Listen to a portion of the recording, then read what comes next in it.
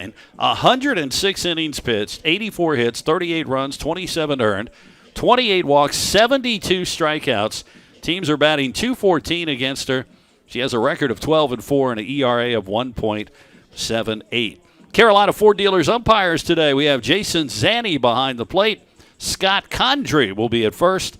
And Andrew Maston, who last night was our home plate umpire, will be at third. And our Reed's Jewelers Diamond Dimensions. Visit your local Reed's Jewelers, Independent Small, Mayfair Town Center. Reed's Jewelers, trusted with life's moments. 200 to left and right field, 220 to center.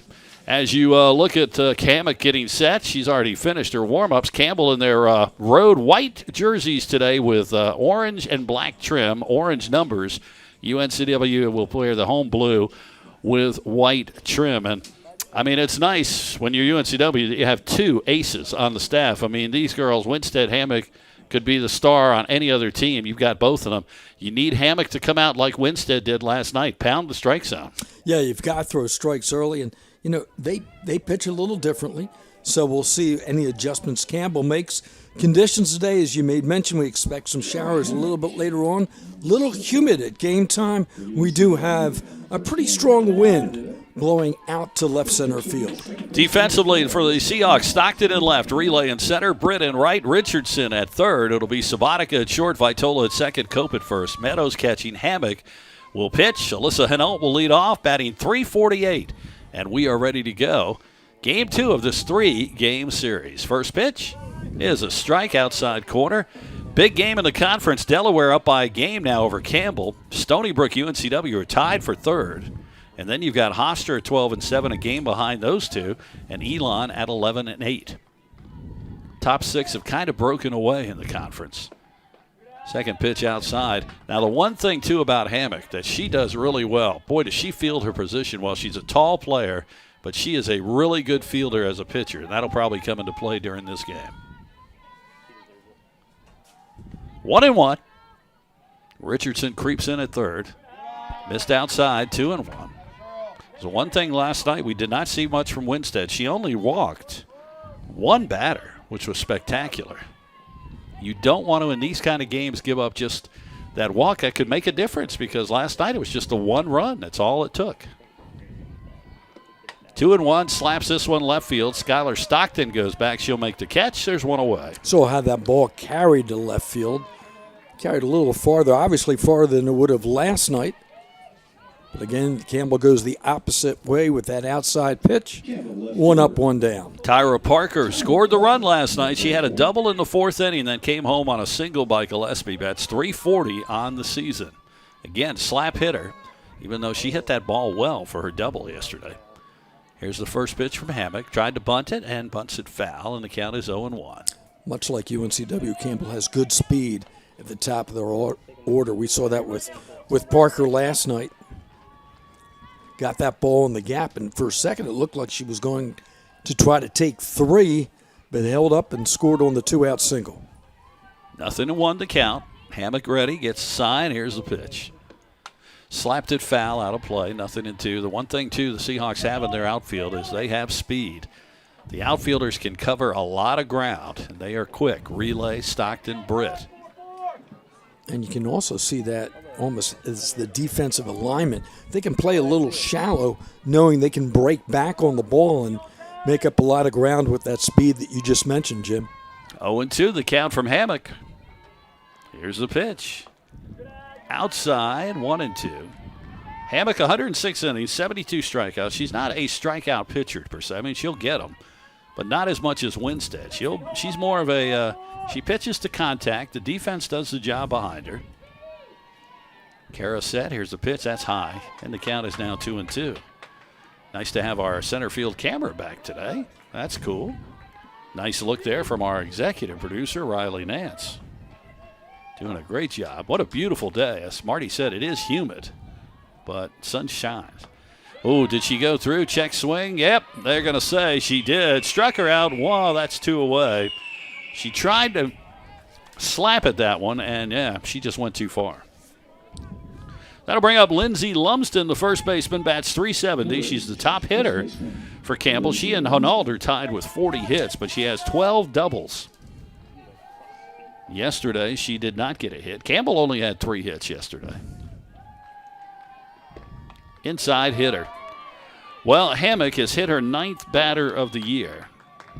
And that's those free passes you don't want to give up. So a runner on with 2 outs. Tried to go inside, and the ball just continued to tail inside. Delaney McDilda. Now, she came in last night as a pinch hitter, designated player. She's a senior. She bats .345, so we will see her and what she can do for the Camels. 2 outs, runner on first.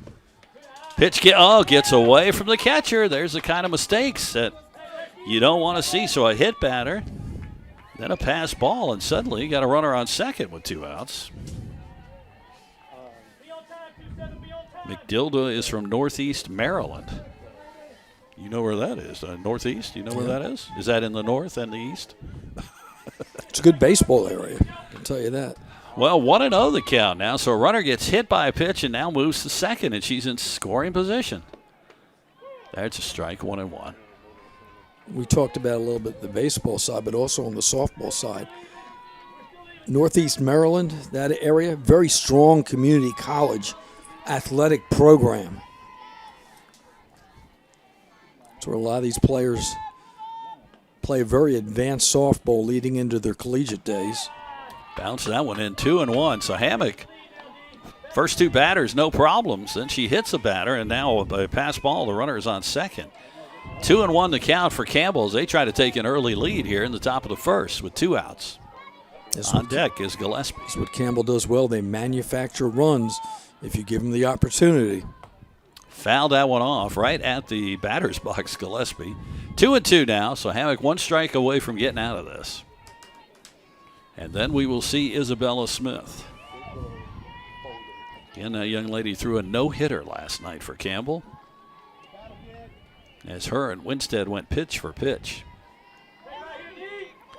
2 balls and 2 strikes, 2 outs, top of the first, and the pitch.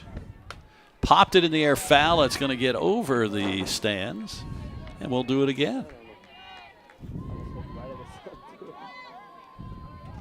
Again, there will be another game right after this one. So when this one finishes, we'll have about a 30-minute break, and then these 2 teams will come back to finish this series so we can get all these games in before the rain hits tomorrow. 2-2.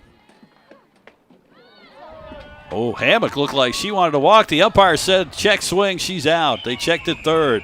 That'll end it. Hammock was already off the mound, and the inning is over. So Campbell will strand that runner at second. We go to the bottom of the first. No score. This is Seahawks softball on Flow Sports. There is something indescribably special about this place.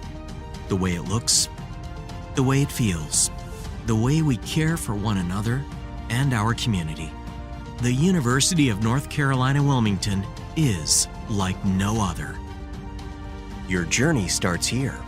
We invite you to discover what makes UNCW like no other.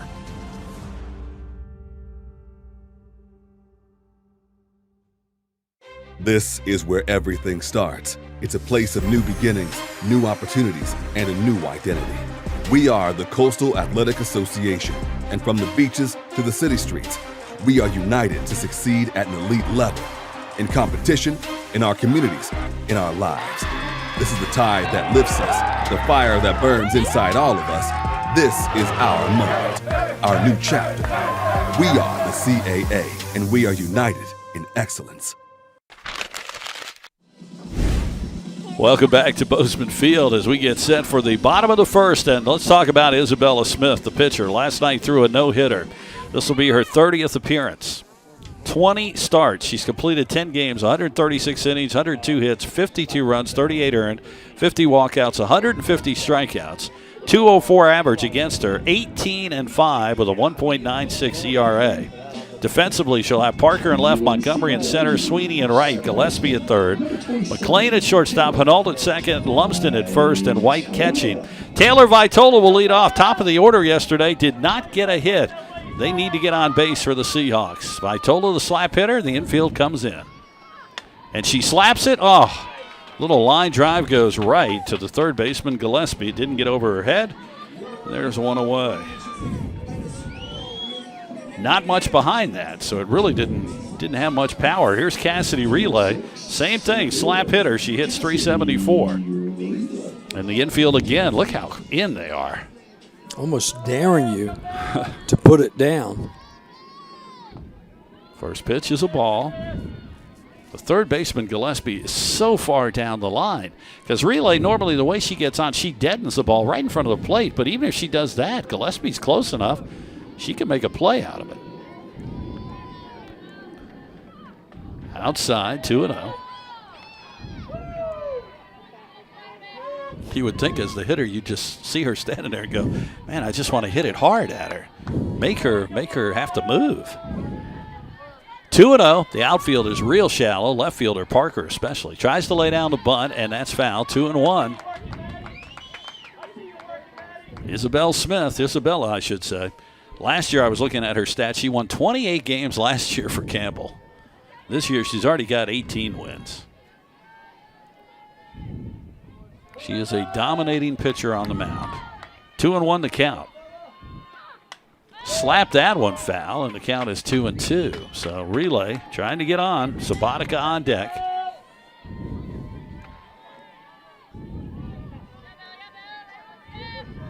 It's a huge day for UNCW. Really need to get this first game, then try to get the second one. 2-2. Inside, ball 3. Full count to Relay.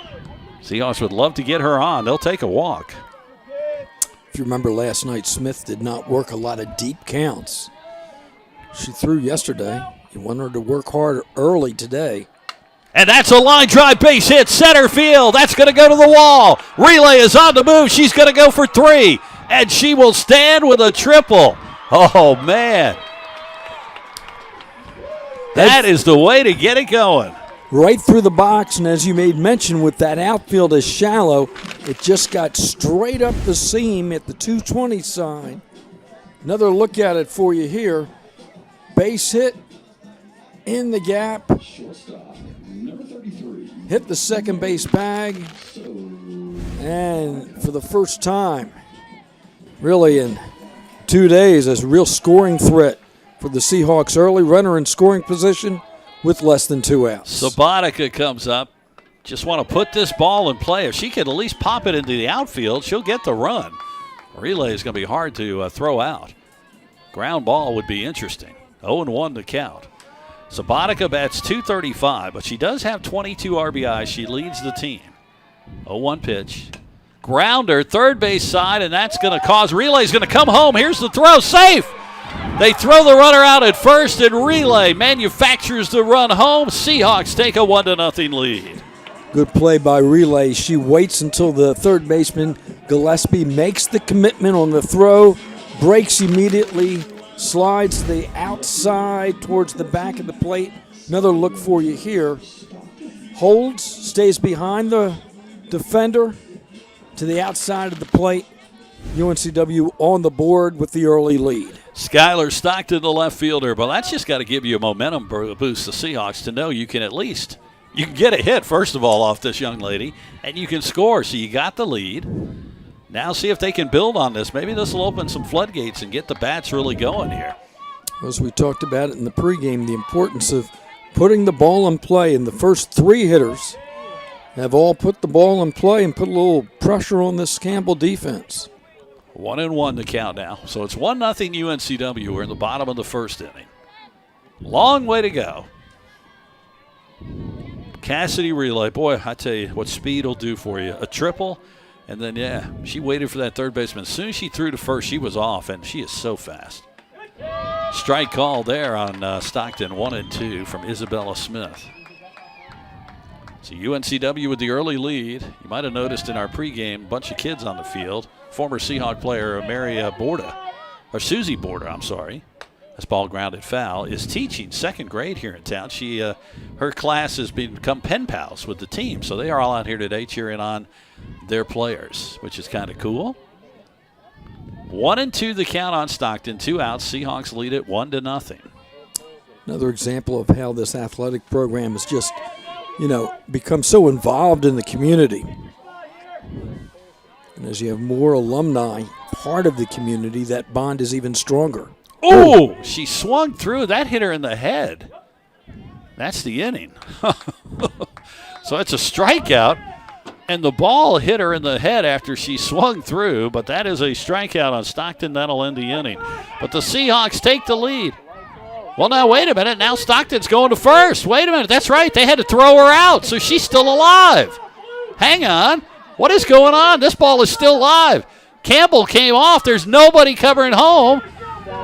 Is that a run? I'll tell you what, though. The only thing is, it looked like everyone abandoned the inning. Yeah, wait a minute. That almost has to be spontaneous. Once she leaves the batter's box and heads to the dugout, a lot of times that's considered abandoning the inning, and that's the call. All right, she's out. Man, that was because that's true. I didn't even think about that. The ball hit her head, but then it was dropped. It was never caught, so the catcher really should have thrown her out. But like you said, everybody had already gone off the field. Well, that was interesting. That'll end the inning. 1-0 Seahawks. This is Seahawks softball on Flow Sports. It's Ford Truck Month, and it's time to say yes. Yes to making tough jobs easy with F-150. Yes to a truck that can tow it all. Yes to power and smart technology. And yes to the best offers of the year on America's best-selling trucks. Find all your yeses during Ford Truck Month. Get 1.9% financing for 72 months with up to $4,150 package savings on select Ford trucks. Only at your Carolina Ford dealer. Football there. Football there. Football everywhere! What? How is that a flag? He landed on him after the sack. That's roughing the passer. Huh. Okay, what if he hit him high? Roughing the passer. And low? Roughing the passer. Well, what if he couldn't stop his body like a human, so he ends up trampling him, and then he's like, oh no, and he tries to go back, and he tramples him some more, and he's like, I'm so sorry, I'm a buffalo. I don't know my strength compared to you. Wait, what? Come on, ref! Let the boys play! All right, welcome back to Bozeman Field. That last play, here we go, Marty. Here's the swing. The ball hits off her head. Now, see here, the catcher actually should have had to chase that ball and throw her out. But once the batter basically abandons the at-bat, which she does if we'll continue to. Yeah, she walks out. Once she walks out, you know, that's kind of giving yourself up. But that was hey, weird. You know, that was different. Usually you run the bases after the game, right? All right, 1-0 Seahawks. We go to the top of the second. It'll be Gillespie, McLean, and Montgomery against Kara Hammock. We do get to run the bases after the second game today, yes, right? You do. You're going to be out there with all the youngsters. I thought we said we. No, I can't make it. 0-1 the count. Yeah, no, so if you saw that strike, she swung, and it hit her in the head. So the catcher, if she had run towards first, would have had to still go and chase that down and throw her out. But Stockton did not. So that's just a learning spot right there. She would have made it to first base. This ball hit to right field. Britt, a couple of steps in, and she'll make the catch, one away. Again, Hammock will pitch to contact, so the defense is going to be important. Michaela McLean, the shortstop. That was an interesting play, though, because, yeah, like you said, she abandoned. Everybody had already gone off. Campbell was already off, and Coach Wade came down. I saw her talking to Stockton. Next thing you know, she's out running without a helmet or anything. She takes off, and the umpire was letting her go. Tried to bunt, missed, 0-1. You see some interesting things in softball. That's why you come out every day, right? Every day's it's an adventure. Something new. I mean, if they had allowed that run to score, I wonder, well, Campbell would have gone crazy, I think. So the count is 0-1. Here's the pitch. High, 1-1. So Hammock has a 1-0 lead. Let's see if she can pitch another complete game, give the Seahawks the win here. And as we've mentioned so many times, the importance of making the opposition put up a 0 after you score a run. Fouled that one off right side, and the count now 1-2. On deck is Charlie Montgomery. She wears 92. Marty yesterday asked me to do some research. I tried my best. I got on Campbell's website, read all about Montgomery, but it didn't say anything about why she wears 92. 1-2 the count. Grounder, third base. Richardson got it, lost it, got it back, throws over, and she got, not a good throw by Richardson. Pulled Cope off the bag, and the runner is safe. That'll be an error on Richardson for the throw. Kind of mistake there you don't want to see. And here comes Charlie Montgomery. She bobbled the ball when she first tried to get it out of her glove. That kind of affected her. And you have to hurry the throw. So now with one out, Montgomery shows bunt. Let's see if she does. No, yep, she is going to try to bunt. Strike called, 0-1. So the runner on first is McLean. She is 6 for 9. As Marty said earlier, Campbell, just like UNCW, very aggressive on the base pass. So let's see if Hammock can work around a mistake by the Seahawk defense. That's high, the runner going. Here's the throw down. Got her. Oh, what a throw by the catcher, Gentry Meadows, from her knees. She never even stood up. 2 outs. See if we get another look at it. Great throw. Good pitch to throw through. Here's your replay coming up. Squares the bunt. The fact that she pulls the bat back helps a little bit. Man. Right on the bag, 2 outs. Didn't even stand up to throw it. That's pretty impressive. So 2 away, nobody on. And that is... Well, I think that's only strike 2. Oh, wait a minute. 1 ball, 2 strikes. The umpire was thinking it was strike 3. He made the whole call, and then he realized he made the mistake. It's 1-2. He did the whole dance there. Here's the pitch. Well, now I get you, but you know he's got to feel a little embarrassed there. 2-2 is the call. Seahawks players were starting to run off because the umpire rung up Montgomery. So 2 outs, 2-2 count, top of the second, 1-0 Seahawks. Hammock trying to get out of this inning without giving up a run. The pitch, off speed, base hit, center field, Montgomery. How big is that throw out at second base now? So 2 outs, runner on first. Montgomery has got 11 stolen bases. We might see her moving. And here's Aaliyah Sweeney, the right fielder. Sweeney 0 for 1 yesterday. So that toss out by Meadows to catch the runner at second, huge, or else Campbell probably would have a tie game right now. Seahawks playing her to hit up the middle. First pitch, swing and a miss, and the count is 0-1. UNCW up 1-0. We are in the top of the second inning.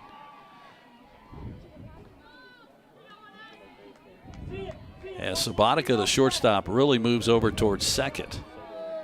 So there's a hole between short and third. Here's a pitch. Outside. Count is 1-1. Meadows the type of catcher, too, now. You just saw what she could do from her knees. She will throw down behind the runner at first sometimes if they're not watching. So Campbell, Montgomery was taking a little bit of a lead as she took off from that base. You got to be careful. 1-1. High. 2-1.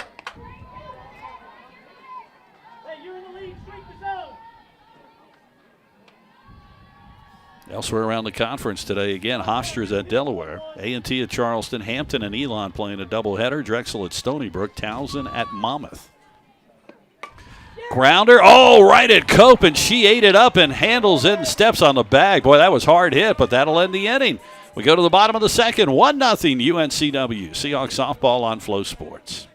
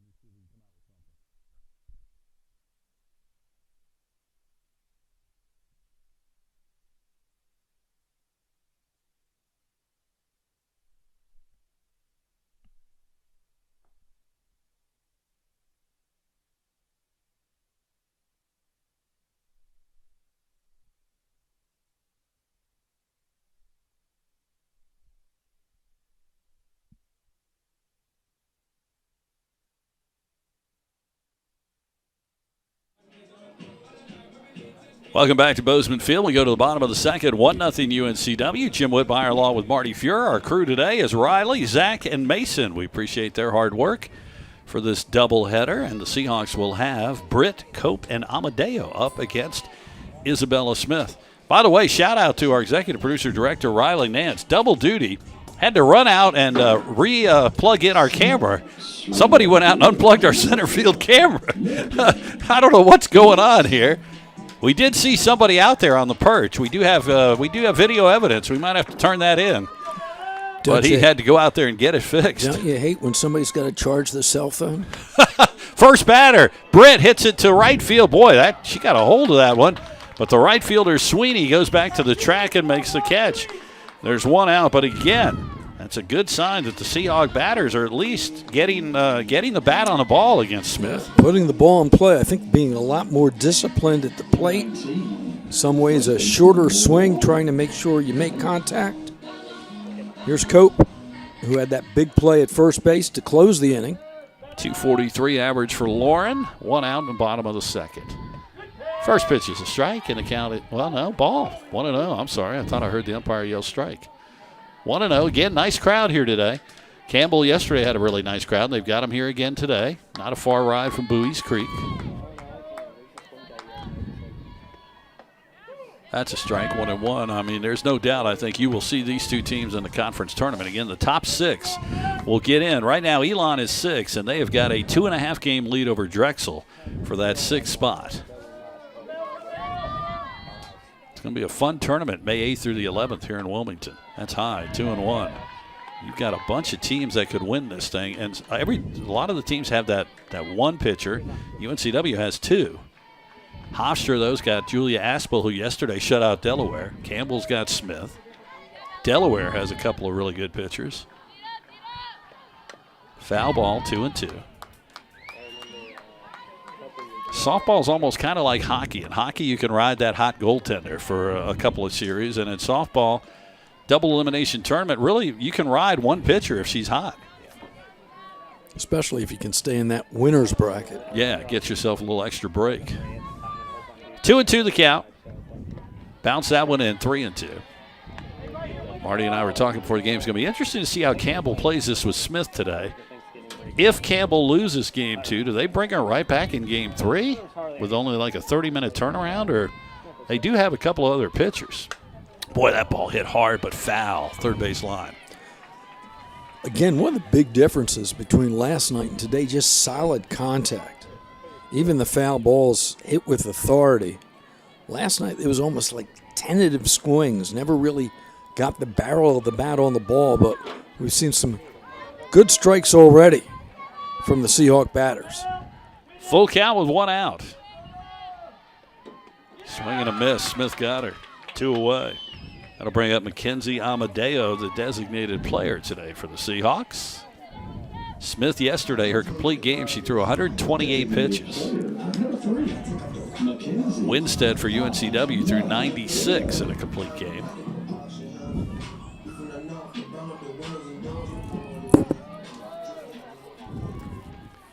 Two outs. First pitch to Amadeo. Popped it in the air. Shortstop McLean goes back. Now the center fielder comes in. Montgomery makes the catch.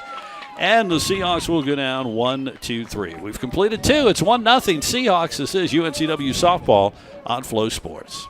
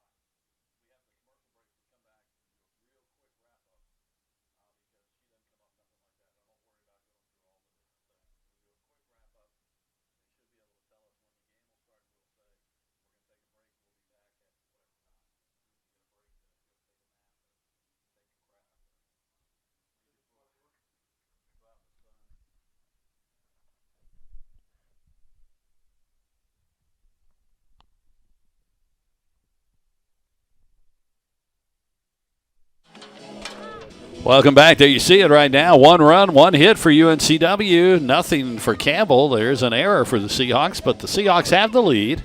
And Kara Hammock is back out. She'll face White, and then the top of the order, Hinault and Parker. Yeah, I think the good sign for UNCW so far, as Marty, as you said, is that they are getting contact on the ball against Smith. It's not like last night when even when they hit it, it was like you barely were getting any contact. So they've got to feel good about that. But they have the 1-0 lead, and Hammock trying to protect it. Here comes Savannah White, the catcher. Bouncer, ball right back to Hammock. She'll pick it up, throw to first. I tell you, she can play her position. That was a tough ball to play, and she makes the play. Doing a good job just knocking it down and then taking your time, setting your feet, making the solid throw to first. And as you made mention, I mean, just the importance of being able to field your position. Another look at it here. Just knocks it down. Makes the strong throw to first. And for the third straight inning, UNCW able to keep the leadoff batter off base. There's an off-speed pitch to Hinault, and that's a strike. She flew out her first time to left field. Hammock doesn't throw a lot of off-speed pitches, but she will sprinkle them in there, and she threw one there. 1 out. We're in the top of the third. It's 1-0, game one of this doubleheader. Ground ball, Vitola. Plays, throws to first. Oh, threw it away. Error. Cope not able to reach it. Man. Seahawks, that's not good. You don't want to see those kind of mistakes. And I would believe that's going to be on Vitola. That ball was not thrown perfectly. So the second error for the Seahawks. Runner on first with 1 out. There's Tyra Parker. Struck out her first time. Kind of mistakes in these kind of games that can hurt you. See if Hammock can work around it. Error at third, error at second, both on what should have been routine ground balls. First pitch is high as Parker was trying to lay down a bunt. And she's got the speed. She would be bunting, of course, to move the runner, but also trying to get on base herself. Richardson plays tight at third base. She's creeping in again. Parker, though, swing and a miss, 1-1.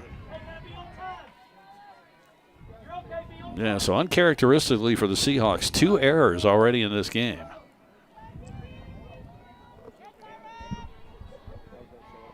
Hinault at first. She's had 18 stolen bases this year. She's got speed. That ball got away from Meadows. And that's going to move the runner to second. This is the kind of stuff we did not see yesterday from UNCW. Mistakes now, an error. And then that looked like a pass ball. That's going to move the runner over to second base. We count 2-1 on Parker. So in every inning, Campbell's had a runner in scoring position. 2-2 now. Hammock's not really a strikeout pitcher, but boy, she could use one right here to get that second out. Lumsden is on deck for Campbell. She was hit by a pitch in the first inning. 2 balls, 2 strikes, 1 out. Top of the third, 1-0 Seahawks. Campbell's with a runner on. And it gets away from Meadows again. Runner moves to third. Man. Inflicting wounds on yourself here. 3-2 the count.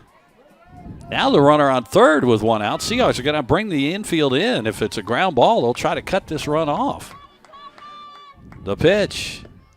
Grounder to Richardson. She looks the runner back, throws to first. That's the out. 2 away, and the runner did not go. So that ball was hit a little farther down the third base line than when the Seahawks in relay was the runner at third for them in the top of the first. No chance after you look the runner back, make the solid throw, and Seahawks can see their way out of it with an out here. Lumsden up. Well, Meadows has got to handle the ball. Corral, boy, this ball hit to right field, hit well, but foul. That'll go out of play. That actually goes over the fence and out of play. The count is 0-1. And you can't have anything get by the catcher here. That'll give Campbell a run. They'll take it any way they can get it. 1-0 Seahawks. Hammock trying to work around an error. A couple of pass balls that brought the runner to third.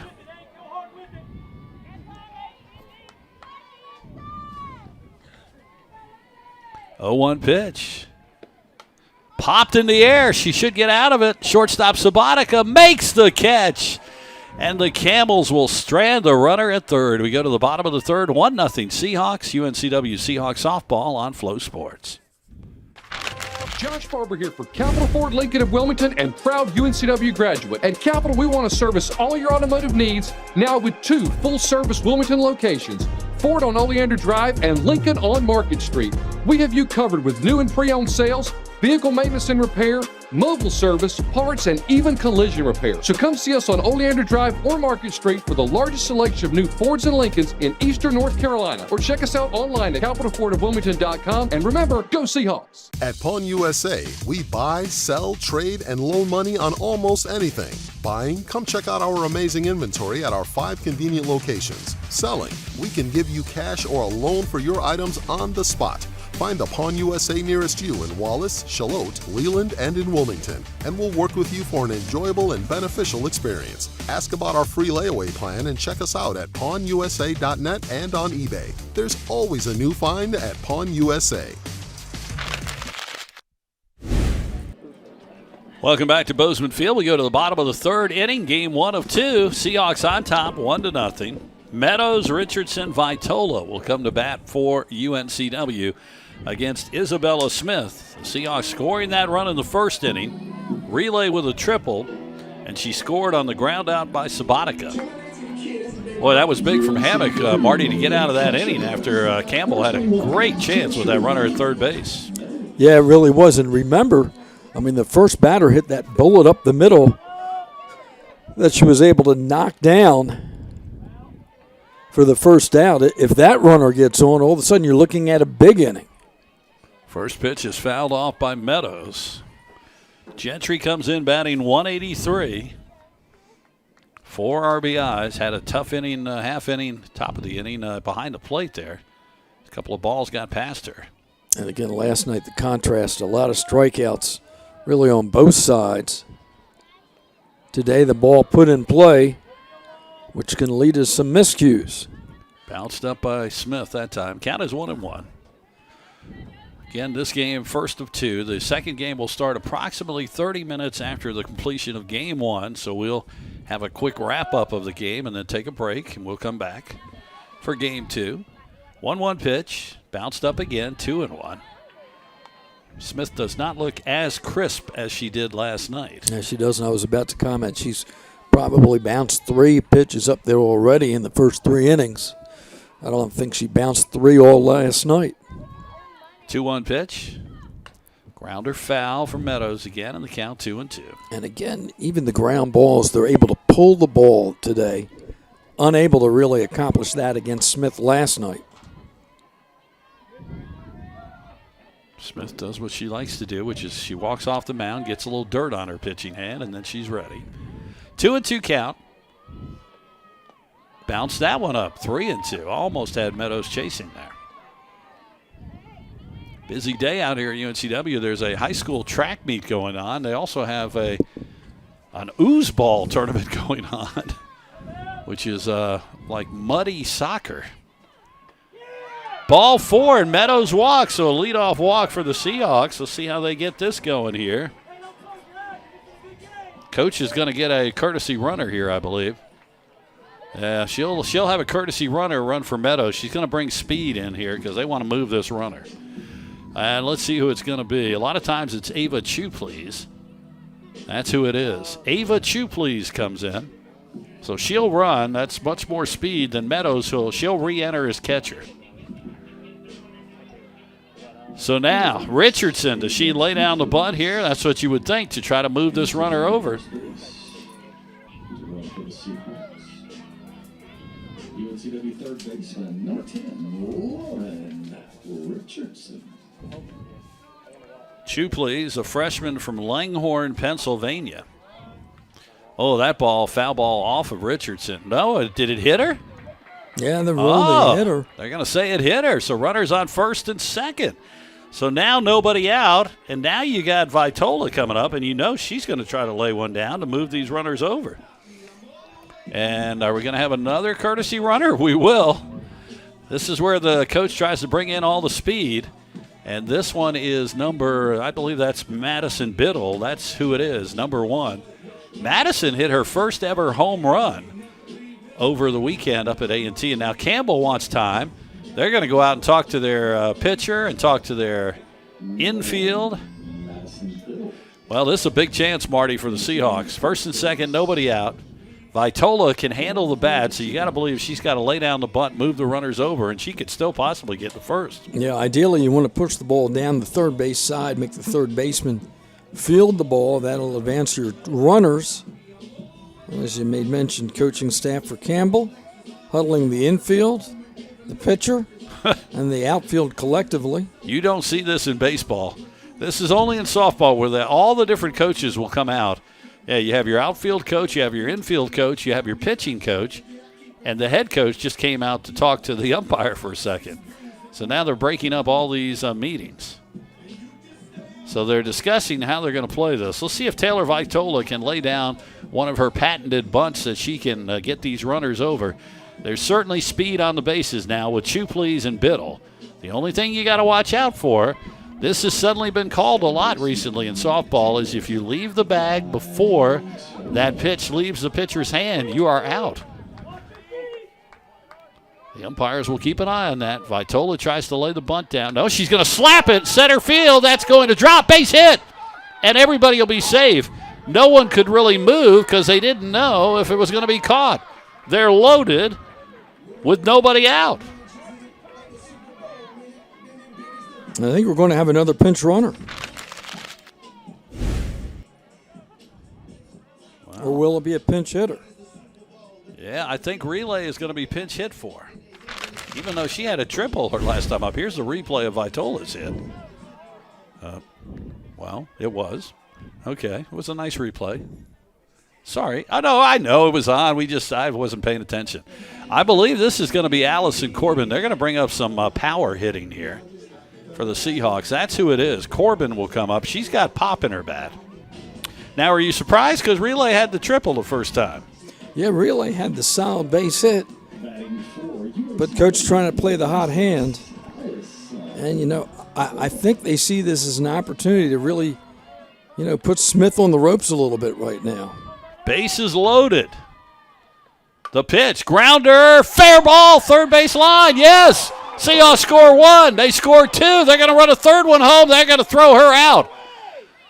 Vitola will be out, and now they're going to have an argument from Coach Wade asking for interference on the third baseman. They're going to score 2 runs. Boy, Campbell's people, I wasn't sure that was a fair ball. That'd be one you'd have to replay, but you can't do that here. That'll only be in the tournament. So now Coach Wade was trying to say there was interference on the third baseman. Let's watch the replay as they come around. They've scored 2 runs.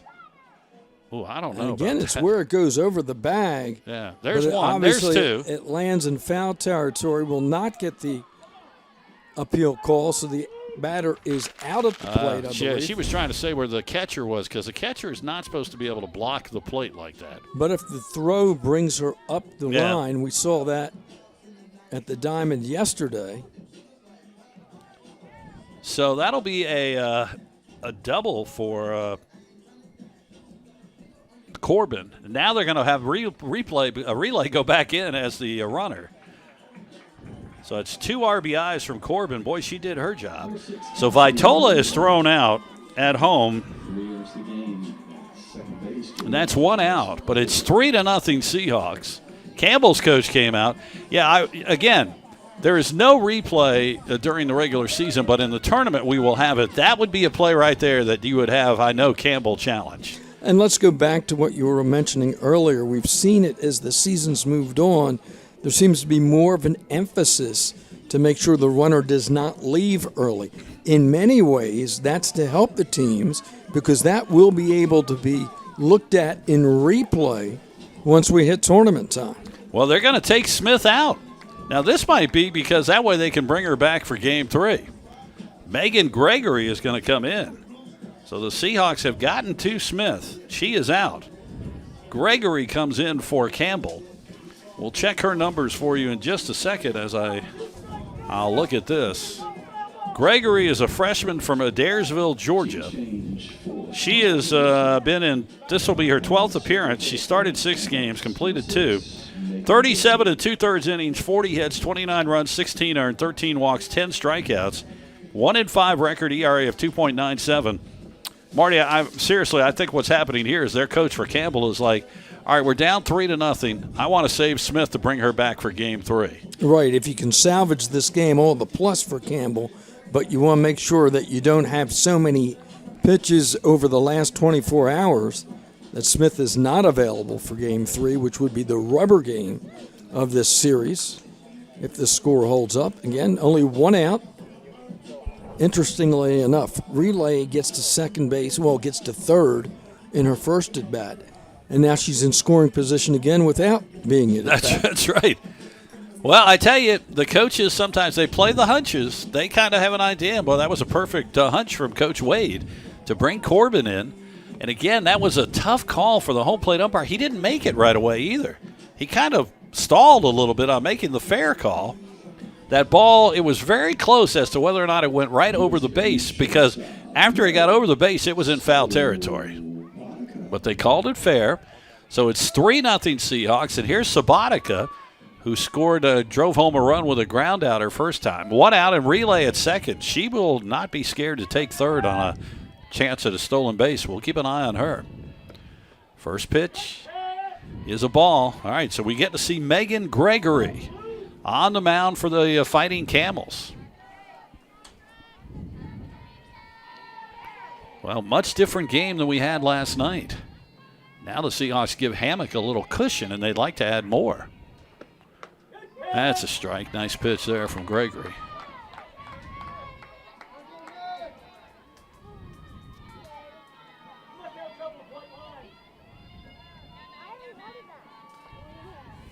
Cassidy Relay on second. 1 out, 3-0 Seahawks. Oh, bounced that one in. That wasn't even close. Good stop. Otherwise, the runner advances easily to third. 2-1 is the count.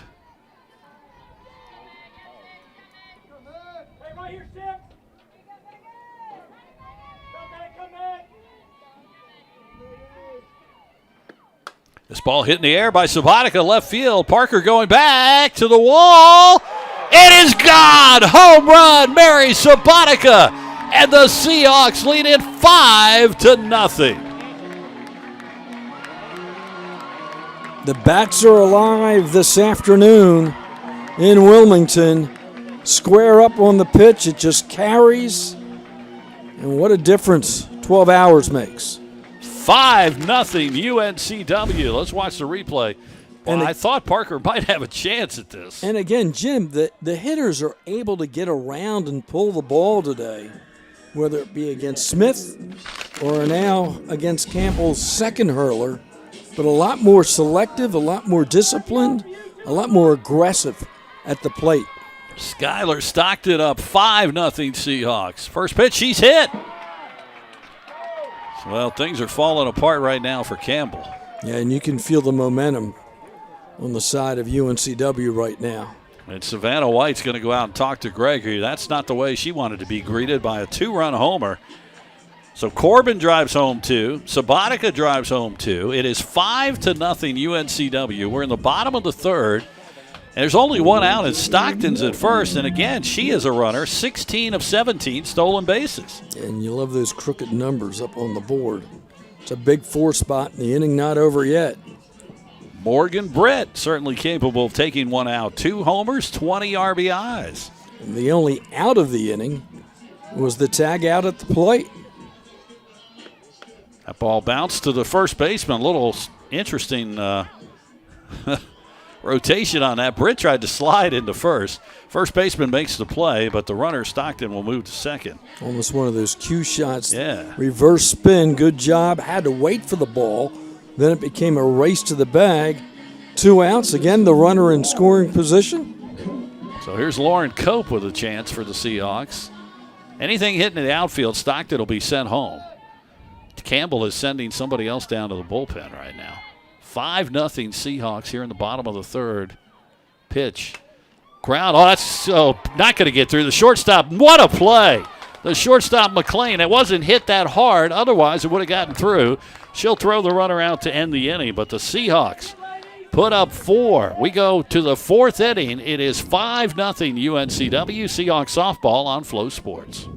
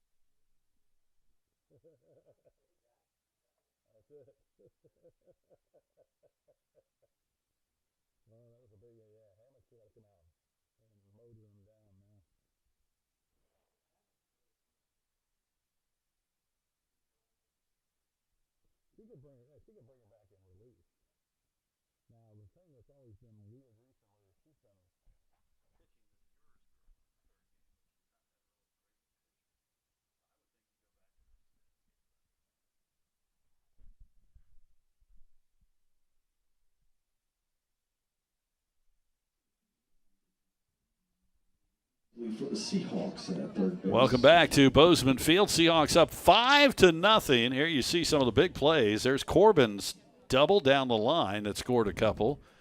As the UNCW Seahawk bats come alive, they're up 5-0. Now Meadows is back in at catcher.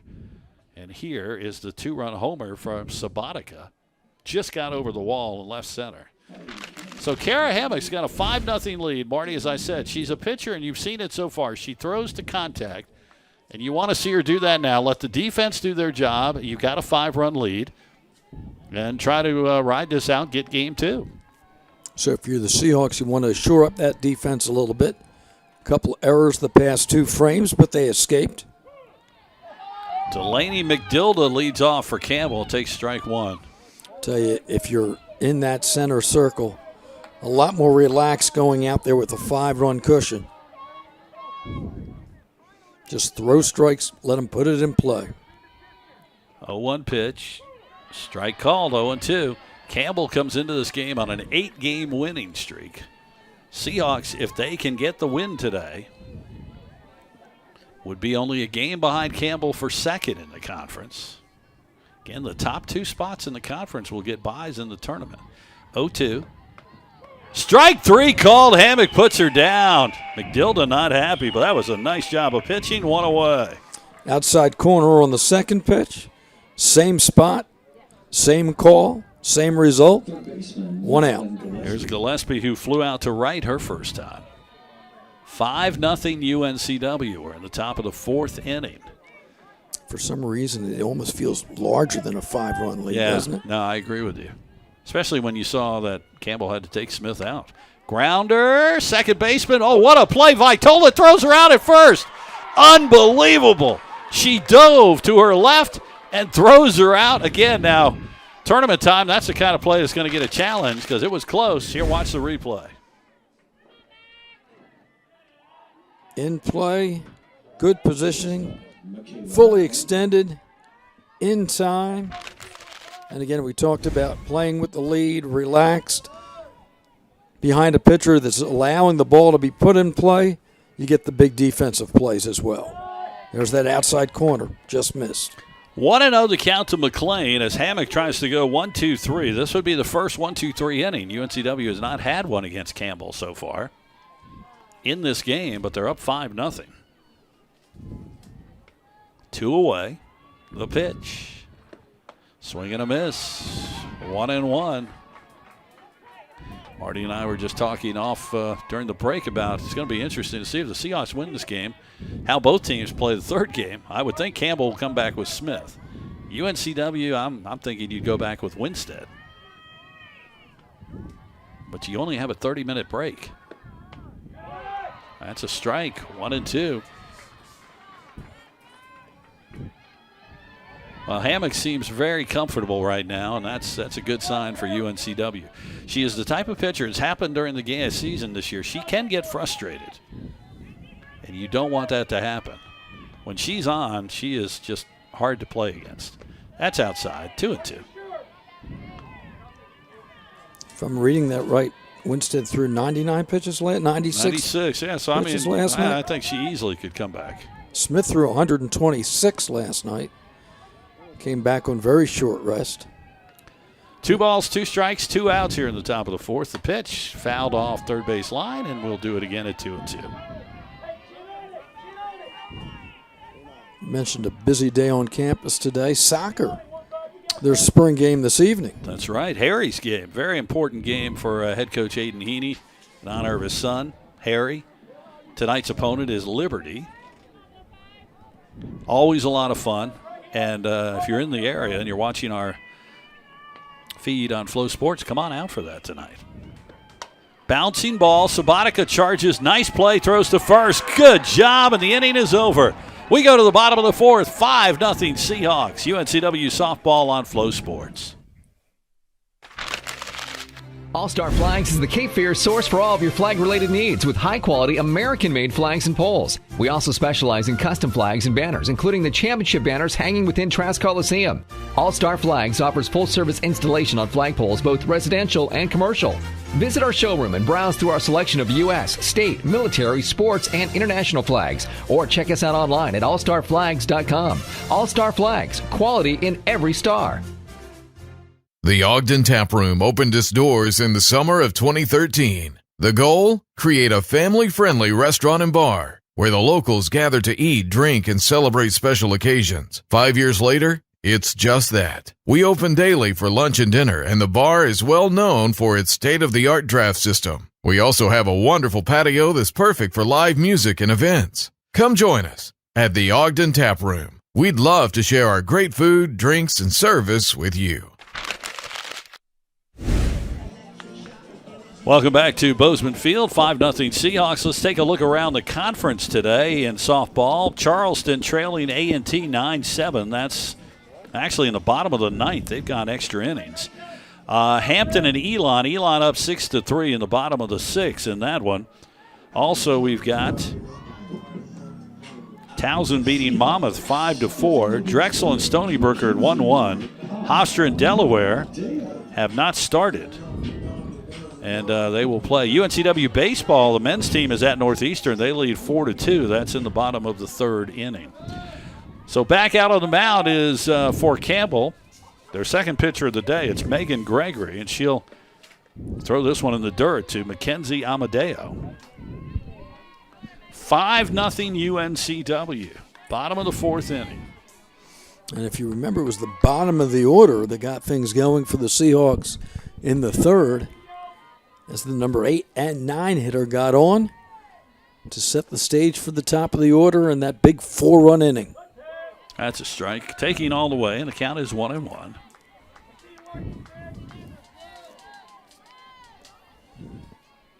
UNCW, 2 more series after this one. They'll be on the road at Drexel, and then they're home against Monmouth to wrap up the season. Campbell will be home to North Carolina A&T, and then their final series is at Delaware. It's going to be a huge series. 1-2 the count. And then we'll expect to see both of these teams, I would say, with pretty good confidence in the tournament here in Wilmington, May 8th through the 11th. This ball hit to right center field. The right fielder gets over there, Sweeney, and she'll make the catch. But again, hit well by Amadeo. There's one out. Contrast today to last night, if my scorecard is right, only 1 strikeout for UNCW. That is correct. They're putting the ball in play. We said that was going to be a key. Just look a lot more relaxed, a lot more disciplined at the plate today. Not getting jammed like they were on Friday evening. Meadows walked in that third inning and scored. Grounder third to the shortstop. McLean throws to first, and there are 2 away. And that'll bring up Lauren Richardson. Hit by a pitch. Her last time up. And then, Meadows, I said Meadows scored, but again, we had pinch runners that scored. Meadows and Richardson, when they got on, they had courtesy runners. So 2 outs, bottom of the fourth, 5-0 Seahawks. Gregory doing a better job here. Bounces this one in, and it's 1-0.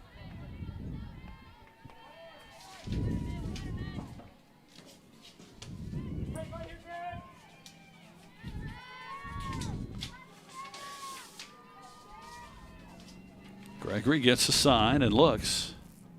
Here's the pitch. That's a strike. 1-1. You look at Campbell's pitchers. They have another young lady who started 13 games, so I don't know. You could possibly see her in Game 3. That's Hannah Learer. So she's available. She's thrown 77 innings, second most on the team. Ball low, 2-1. But again, they took Smith out early in this one.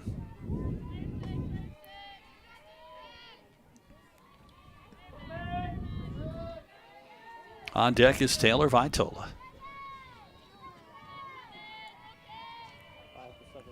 2-1 pitch, high, 3-1.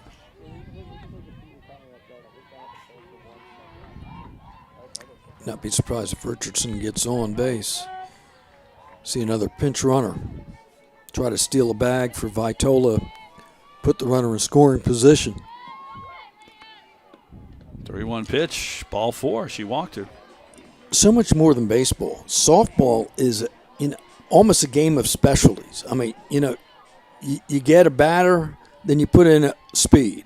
You put a power hitter, you can contrast that when they get on base with speed.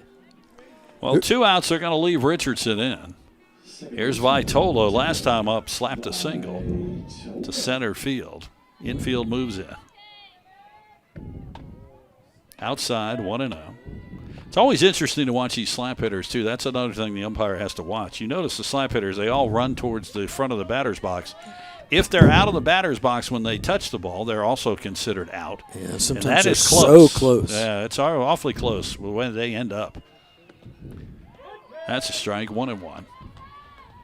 2 outs. We're in the bottom of the 4th. It is 5-0 UNCW, trying to even the series up, and then Game 3 will come this afternoon right after this one, about 30 minutes after this one's over. Gregory set. Here's a pitch.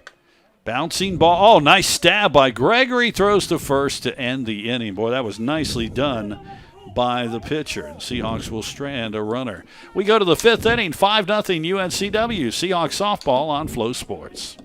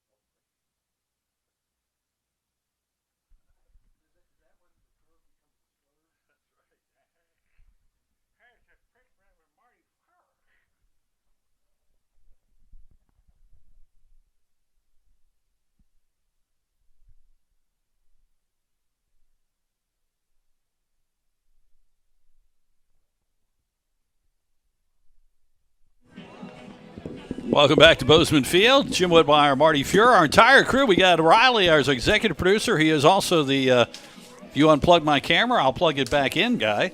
We got Zach running replay today and Mason on camera. Appreciate their hard work. I didn't even know he had done that, and then he told me. Did you even know he was gone when he ran out there? Pretty impressive. We're just glad your headset's on today. I want to know what Riley's 40 time is. He must be pretty fast. It was 40. It was 40 minutes. All right, Kara Hammock back out of the mound, top of the 5th, and she'll face Montgomery, Sweeney, and White for Campbell. Seahawks up 5-0, trying to even this series up at a game apiece. Boy, Jim, you get the feeling this is a big inning. If the Seahawks can get Campbell quietly here in the 5th, then all of a sudden you're 6 outs away.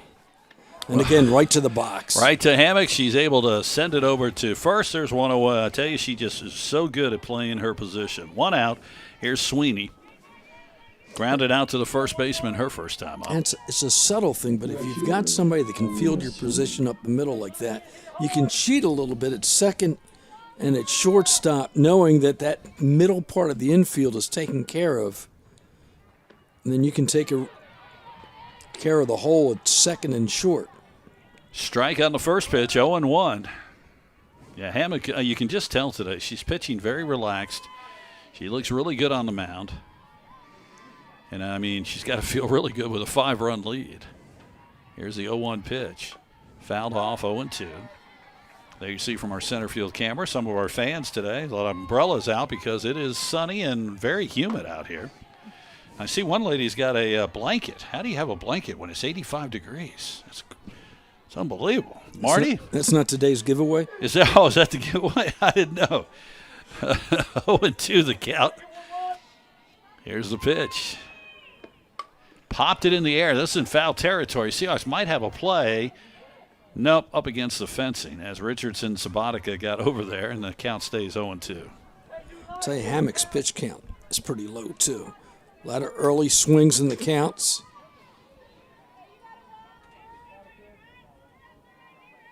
You just can't say it enough how important it is for UNCW to have these two aces, Winstead and Hammock. That can go for them. 0-2. Just missed inside, 1-2. On deck is Savannah White, the catcher for the Fighting Campbells, who trail 5-0 here in the top of the fifth.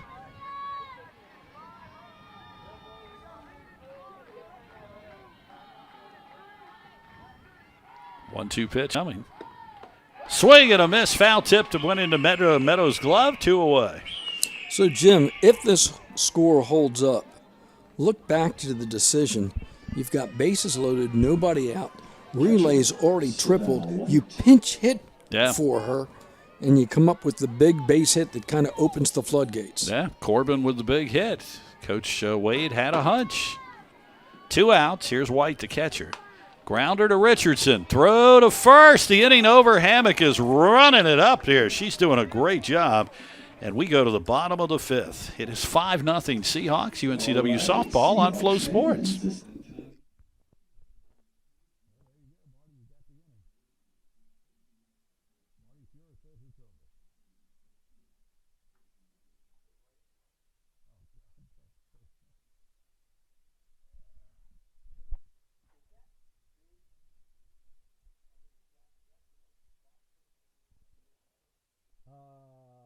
I believe so.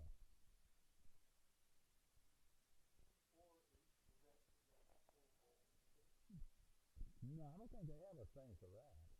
That's a pole vault. That's. I think you're right about like shot put stuff. And discus. I'm not sure if they throw the discus. I think they do. Yeah, because I think UNCW's got a couple of good discus throws.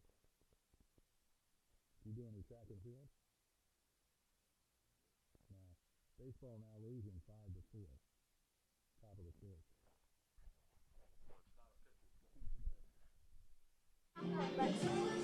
Welcome back to Bozeman Field. 5-0 UNCW. We go to the bottom of the fifth inning. Megan Gregory back out. She'll face Relay, Sabatica, and Stockton for UNCW. Seahawks 1 run in the first, and then that big 4 spot in the third. Campbell has not been able to scratch across a run. They have had, I believe, just 1 hit, if I'm correct. Reached on a hit batsman. Couple errors. Yeah, just 1 hit. That's all I'm seeing. What a job done by, Winstead last night only gave up 3, and Hammock's only given up 1 so far. So here's Relay. Tripled her only time up. That's a strike. Last time, of course, she was pinch hit for. That was Corbin who had that bases loaded double. Then Relay ran and scored on the 2-run homer from Stockton. Or Sabatica, I'm sorry, excuse me.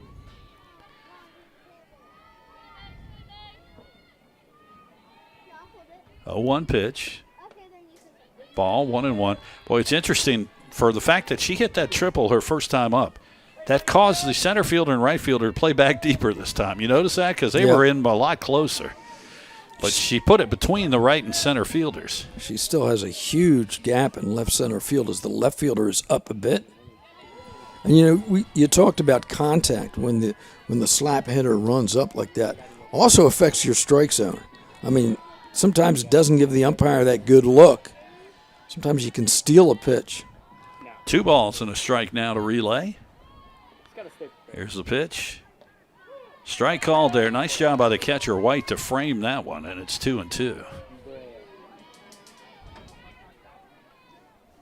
Get a shot from center field. There's our cameraman, Mason. Great job out there. So we're still plugged in? Yep. Oh, he's waving. Look at that. There's a bouncer. Back goal. Got off the pitcher. That's going to be probably be a base hit. I don't know. It's a base runner. Relay is on. That'll be up to our official scorer. The incomparable Brandon Sands will make that call. So the Seahawks get their leadoff runner on here in the 5th inning. Just joined us. Seahawks scored first, a single run in the first, a 4 spot in the 3rd. See what happens here in the 5th. Sabatica had that 2-run homer last time up. And the pitch outside, ball 1. Relay, I would think, will be moving here. Would not be surprised. 5-0 in the bottom of the 5th. Seahawks would like to add some more here. Sabatica is the one that greeted Gregory with that 2-run homer. And she fouls that one off. Boy, she's upset because she just missed that. She's had some good cuts. Grounded out down the 3rd baseline her first time up. By the way, Relay reached, they called that an error on the pitcher. So she's on first with that. 1 ball, 1 strike. Relay getting set to possibly take off. She is. She's gone. Here's the throw. Bounces down, not in time. Relay is safe. Stolen base for Cassidy Relay. She's now got 17 stolen bases. She's in scoring position. 2-1 is the count on Sabatica. Catcher White hesitated a little bit, had a tough time getting a grip on the ball, and once that happened, Relay was good as gold at second, so now you've got that runner in scoring position. Worst case scenario, you want that runner over to 3rd with less than 2 out. 2-1 bounced it in, and Relay, boy, she was way off of second. White chases her back. 3-1.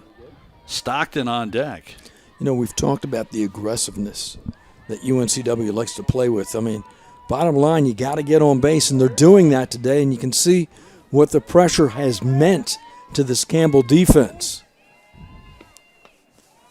Ball 4. Sabatica walks. Runners on 1st and 2nd. Now, with nobody out, here's Stockton. Now, you got a hitter here who's certainly got power. So, do you have her bunt, though, and take the bat out of her hands? Well, we're going to get a mound visit. Well, no, hang on. The coach is going to come out. We might have a different pitcher coming in. Campbell's talking to the umpire. Looked like UNCW was considering something. Yeah, they're going to switch pitchers again. And this will be. You're going to have a runner. Yeah, you're going to have a runner. Elizabeth Winstead is going to run for Sabatica. Number 1, this is Kayla Howell. She will now pitch. Kayla Howell, number 1. She is a senior out of Bradenton, Florida. So now the 3rd pitcher of the day for Campbell. And we'll take a look at her stats. Let me get their stats out for you. She is 12th appearance. She started 2 games, had a complete game, 20 2/3 innings, 24 hits, 6 runs, 2 earned, 15 walks, 9 strikeouts. .68 ERA. She's 3-0 on the season. So it's always interesting when you look at the rosters. For the most part, UNCW's roster is loaded with North Carolina kids from this area. But if you look at Campbell's roster, Texas, Florida, Georgia, Arkansas, Colorado, California. Well, Howell is ready, and she will face Skylar Stockton. Now, let's see how the Seahawks play this. They've got Relay on second. Elizabeth Winstead, who is the sister of Emily Winstead, is at first as a courtesy runner for Sabatica, who will re-enter the game in the 6th. So I would not be surprised if UNCW, you've got a new pitcher in there. See if you can lay it down, move the runners, get them into scoring position. Well, you got your power hitter up, too. Do you give her at least 1 or 2 pitches, maybe to take one deep like Sabatica did when Gregory came in? Or do you go the opposite way and have her square first and then give her a couple of rips? She will lay the bunt down. Nice bunt. Third baseman's going to have to make the play to first, and the second baseman is covering. Well, that was a nice job because Stockton did not show that bunt until late. A lot of times the player will show it way too early. Gets the job done, moves the runners. And that'll bring up Morgan Britt with a chance to drive home a couple here. Anything hitting to the outfield single-wise, and they're going to send both runners. And, Jim, look at the production from the top half of the order this afternoon for the Seahawks. There's your game right there. Yeah, Sabatica's driven home 3, and Corbin had double on a pinch hit duty. So here's Britt with a chance First pitch is a strike from Kayla Howell. Third pitcher for Campbell. Started with Smith, then it was Gregory. Now it's Kayla Howell. Kara Hammock's gone the whole way for UNCW. So far has only given up the one hit. Brett moved up in the lineup today from her spot last night. Well, she hits this one to short left field. That's going to drop. They'll move the runners, and they will score. Britt's going to get to second. Safe. 6-0 UNCW. Boy, that ball just fell right over the shortstop's head.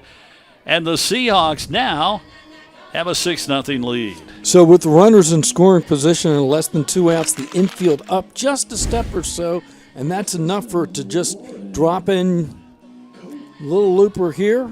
Runner tags once she sees it's not going to go. And again, the trail runner, give her credit, saw the throw to third, didn't hesitate. And again, runners in scoring position, second and third, still only 1 out.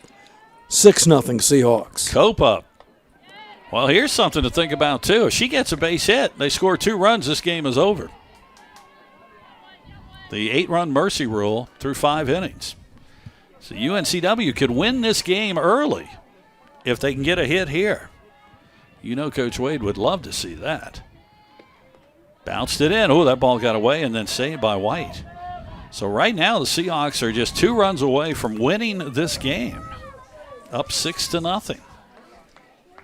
Wouldn't that, boy, that'd be an advantage too, because then you don't have to have Hammock throw anymore. Right. Get to save her for the third game too. And then if Smith comes in, she's going to come actually in earlier as far as time-wise. Yeah. Swing and a miss from Cope. Boy, she was swinging for the fences there. It's 1-2. We're about an hour and 15 minutes in. What a difference a day makes. 1-0 last night, Campbell, on that no-hitter. Ooh, just missed outside. 2-2. Campbell's coaching staff is really upset. They thought that should have been a strike. So Cope is still alive. Winstead is on third. Britt is on second for the Seahawks. Here's the pitch. Popped in the air infield. Third baseman Gillespie makes the play, and that'll be 2 outs. So it'll take a 2-out hit from Mackenzie Amadeo, who's flown out twice to center and right.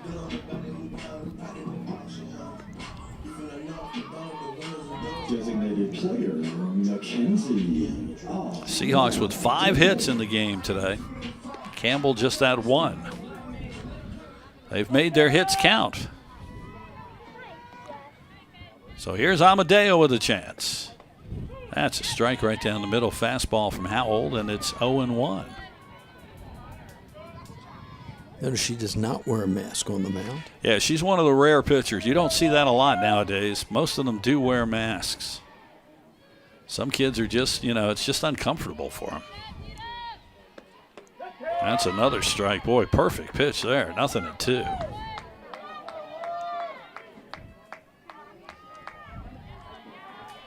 A reminder, we will not hear from Coach Wade after game 1. She'll come up after the second game today. We'll have a quick post game after this one. This ball hit to right field. Right fielder coming in. What a catch! Oh, Sweeney saves the game for Campbell. Otherwise, that ball gets past her and it's over. We have completed 5 innings. It is 6-0 UNCW. Seahawks softball on Flow Sports. What's that? The Bojangler from Bojangles. The same bold flavor as their chicken? The same. And fries? The same. Ooh, not the same. The Bojangler's back. Hook one while you can. It's bow time. Okay. I'm just being myself, cool as can be. It's so easy. Get out your own way. It's bow time. What's that? The Bojangler from Bojangles. The same bold flavor as their chicken? The same. And fries? The same. Ooh, not the same. The Bojangler's back. Hook one while you can. It's bow time. Okay. I'm just being myself, cool as can be. It's so easy. Get out your own way.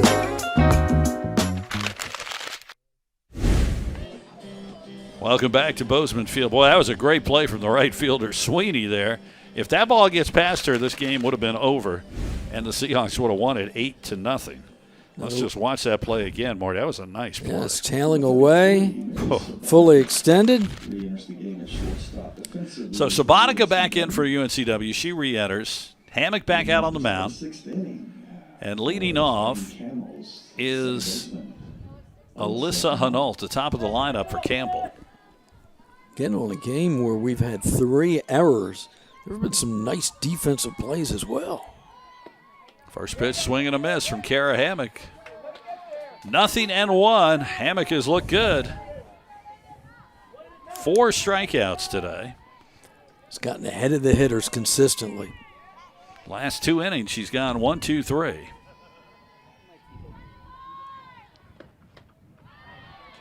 Strike called. She's retired the last 8 batters she has faced. 0-2 is the count. Top of the 6th, so Campbell down to their final 6 outs in this one, trailing 6-0.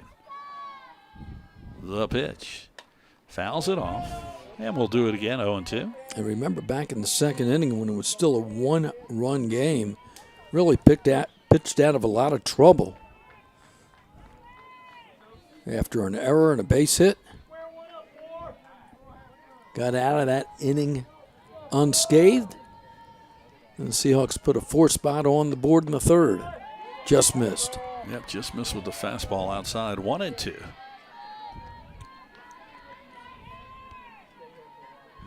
Wind really not blowing that hard today. It's kind of blowing a little bit in right now, but not much. 1 ball, 2 strikes, and here's the pitch. Boy, that's a line down the right field line, but foul. Hunault would have run for a while with that one. Britt has to go down and pick that one up, throw it back in.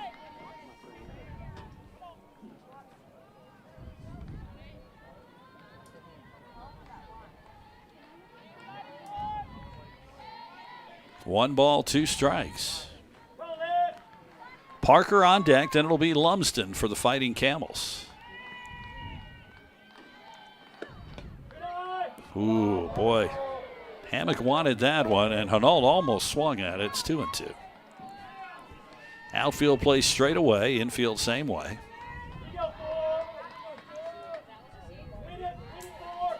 Campbell's only hit of the game came in the 2nd inning. And that ball hard hit. Nice play by Cope at first. She'll step on the bag. There's 1 out. Boy, they are doing the job defensively. Right side of that infield has really made a couple of nice plays for the Seahawks. Here's Tyra Parker. She's 0 for 2. So 1 away.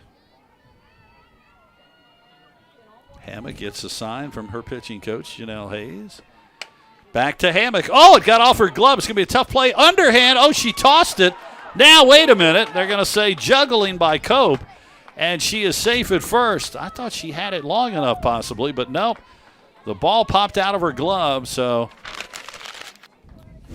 that will be an error probably on Cope. Another look at it for you back at home. Collected.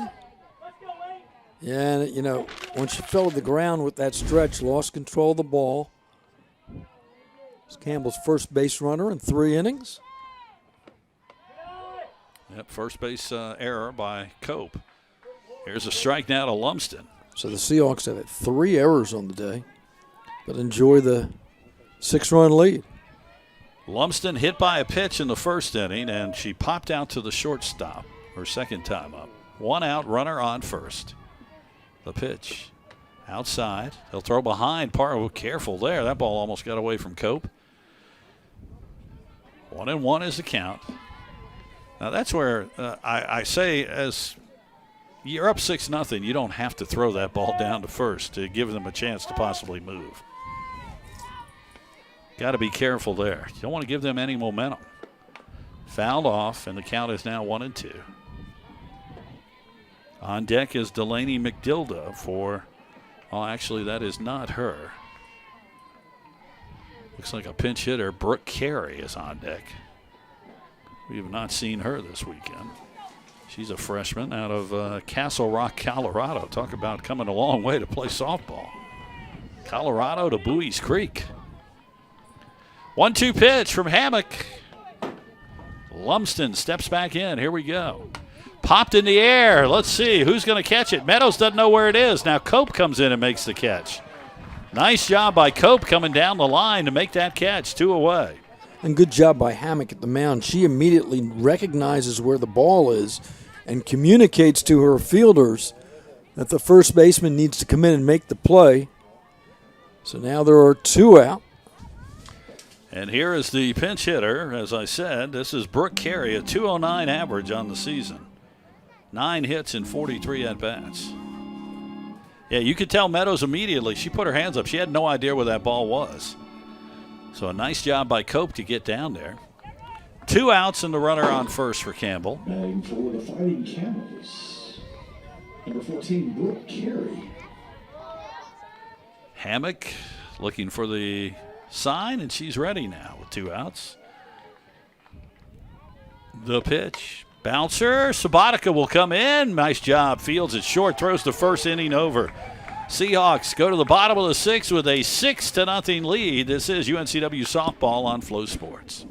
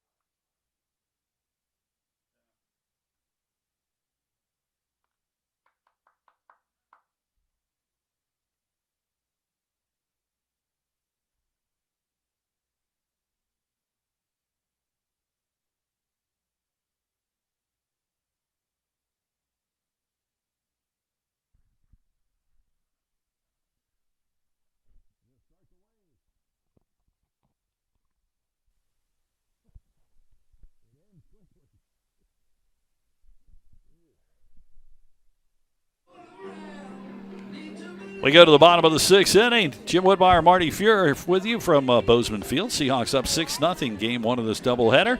Meadows, Richardson, and Vitola will bat against the 3rd pitcher of the day for Campbell, Kayla Howell. Seahawks with a 6-0 lead. Kara Hammock has thrown a 1-hitter and done a nice job on the mound, and she's 3 outs away from another complete game. Yeah, and that complete game's important when you look at game 3 of the series. That really kind of opens everything up for the rest of this pitching staff to be available. So let's see if UNCW can put any more runs up on the board. Meadows up first. First pitch, hits it foul right side. That'll go out of play. And the count 0-1. Gentry has walked and scored. Actually, she was replaced by a courtesy runner who scored, and then she grounded out to shortstop. 6-0 Seahawks. Campbell seeing their 8-game winning streak possibly come to an end here in this first game.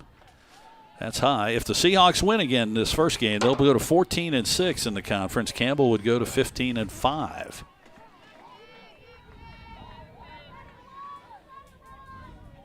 Then that all-important 3rd game, because that'll determine who has the tiebreaker between these 2 teams. That's high. 2-1 inside. You know, Delaware's watching the scoreboard to see what happens on this doubleheader Saturday. So is Stony Brook. I mean, they're tied right now with UNCW. Hofstra's only a game behind Stony Brook UNCW. Fouled off. Hofstra has a tiebreaker over UNCW because they came in here and won 3 straight. Seahawks did not play Stony Brook. They do not play Delaware. So they play Campbell, they played Hofstra, and they did sweep Elon. So the tiebreaker with Hofstra goes to Hofstra. Right now, the tiebreaker with Campbell still to be determined. 2-2. Foul tipped into the glove, struck her out, 1 away. Just the 3rd Seahawk batter to strike out in this game, and here comes Lauren Richardson. Hit by a pitch and walked. When she was hit by a pitch in the 3rd, again, a courtesy runner came in and scored. Again, she was a big part of that big 4-run 3rd inning. as Meadows and Richardson reach base. Ground ball, third baseman Gillespie. Nice play, 2 away. Brings up Taylor Vitola. She's been on base once. As she will face Howell here in the bottom of the 6th inning. Campbell down to their last 3 outs coming up in the 7th. If you look ahead, they're batting. They will have Gillespie, McLean, and Montgomery scheduled. First pitch to Taylor. Fouls that one off. Had a chance to say hi to her granddad who's in town. He came down for the doubleheader today, all the way from Delaware, Glenn. Got a chance to say hi to Marty. 2 guys from Delaware. Yeah, the first state. The Blue Hen State. 0-1 pitch. I think she went through. Let's see. Check. No, they say check swing. 1-1.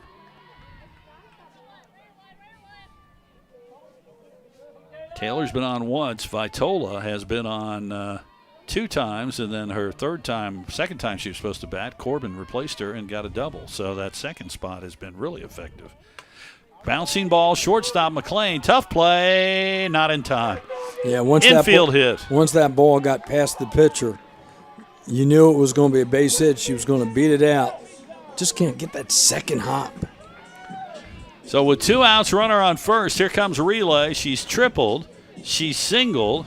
She scored a couple of runs. She's actually scored 3 runs because after Corbin replaced her and doubled, she then came back in as the runner. Seahawks trying to manufacture something here. Lays down the bunt. It goes foul. She is so good at deadening that usually at home plate. 0-1 the count.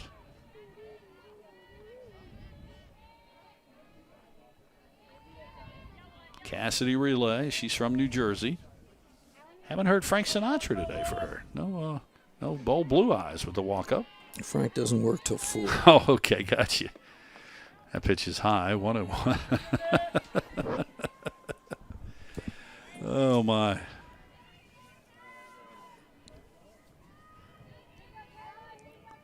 Two outs here in the bottom of the 6th. 6-0 UNCW.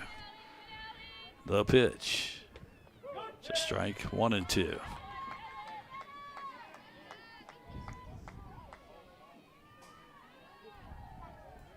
Again, after this game's over, it'll be about a 30-minute turnaround. And then we'll have the finale of this series. 1-2.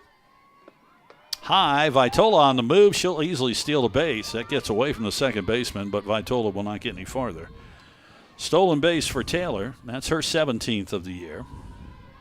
Or, I'm sorry, her 16th. I apologize. So runner in scoring position with 2 outs. Just count 2-2 to Relay. She can just put one in the outfield right now, and she could get it to the wall. She could run forever, and Seahawks would have that 7th run. Here's the pitch. Ball 3, full count.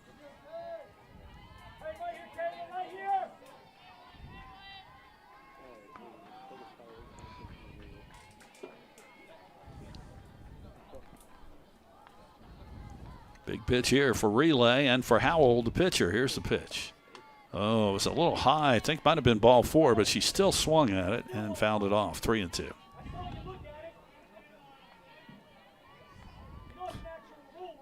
She's shaking her head because there's this one fan down here from Campbell is making a lot of noise and talking to our batters. She just turned around and looked at him, Relay. Shook her head. 3-2 again. That ball's foul.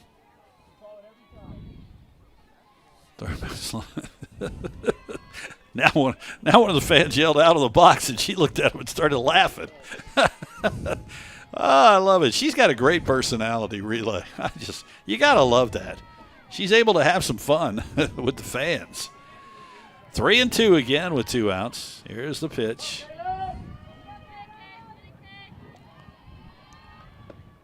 That ball is hit to left field. Parker makes the catch, will end the inning. But we go to the top of the 7th. Campbell's going to need 6 to tie, 7 to take the lead. 6-0 UNCW. Seahawks softball on Flow Sports.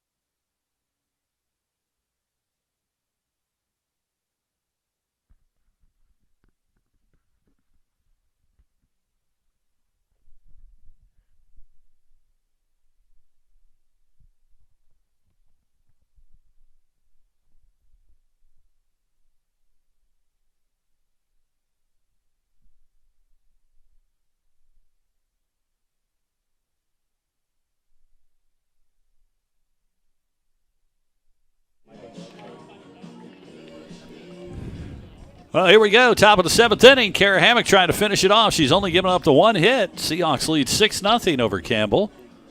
And she will face, it'll be Gillespie, McLean, and Montgomery scheduled to bat for the Fighting Camels.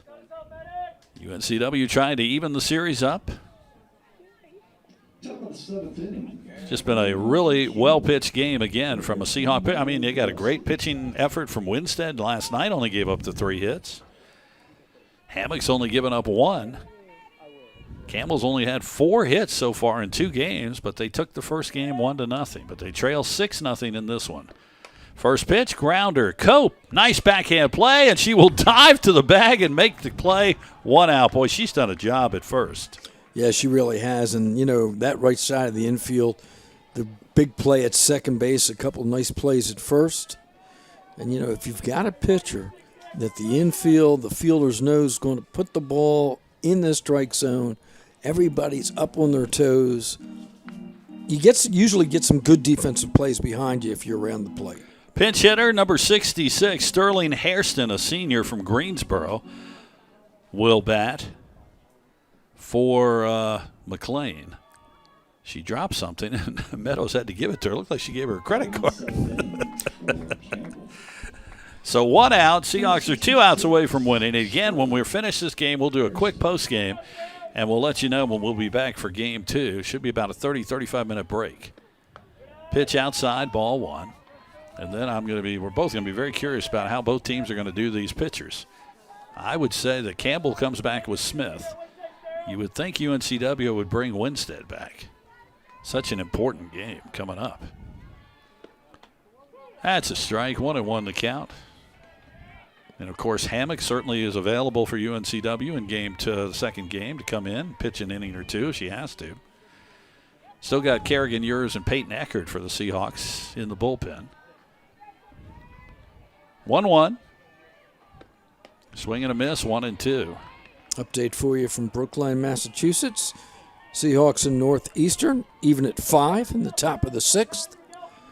Again, UNCW with that big win last night in the series opener.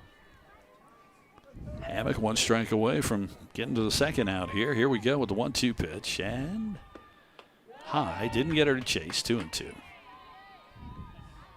4 strikeouts for Hammock. She's got 76 now on the season.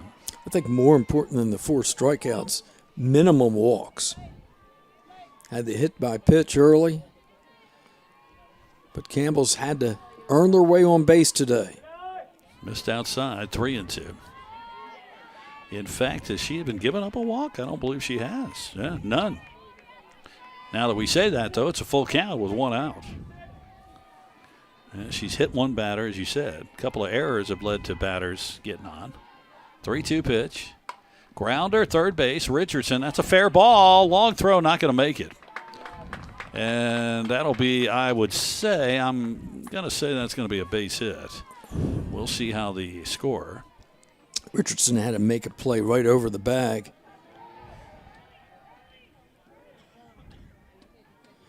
And we're probably going to have a that'll be a base hit. Pinch runner as well.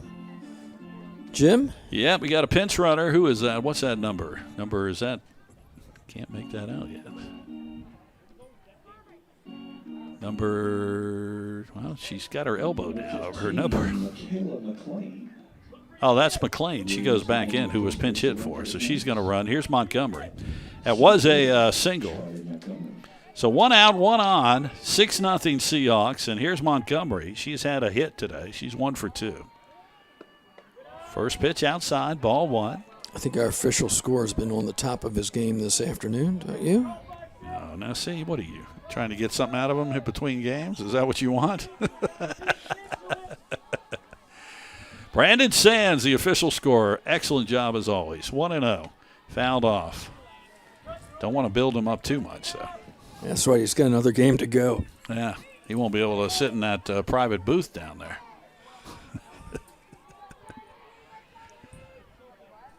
One ball and 1 strike, 1 out. Campbell down to their final 2 outs. They're trying to rally. They're down 6-0 to the Seahawks. Here's the pitch. This ball hit to left field. Stockton will come in. Ooh, she had to come in a little farther, and there's 2 away. Seahawks are 1 out away from wrapping this one up, and we're going to get, I believe, another pinch hitter. We are. Number 13, this is Ashlyn Porter. Will pinch hit for Campbell. So Hammock has given up 2 hits. 3 hits last night for Campbell. So the last chance is Porter. And I believe it's the first time we've seen her. Freshman, she's out of Highlands Ridge, Colorado. There you go. You mentioned the their roster. A couple of players from Colorado. There's got to be a Colorado connection there somewhere, you think? Yeah, somebody knows somebody. So here we go. Last out possibly for Campbell. Hammock pitches inside, ball 1. 6-0 UNCW. 1 in the first, 4 in the third, and they got 1 more in the 5th.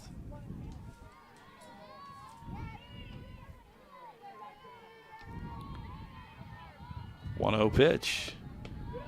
That's slow, ball 2.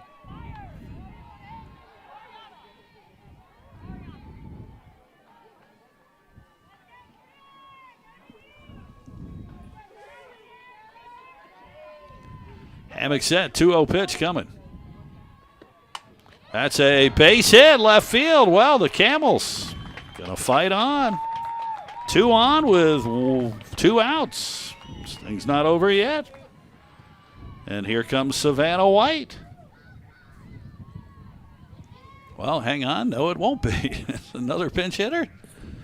I believe it is, as the coach is coming down here. They're trying to find somebody in the dugout that they want to get up there. So we'll wait and see who it is. She hasn't come out yet.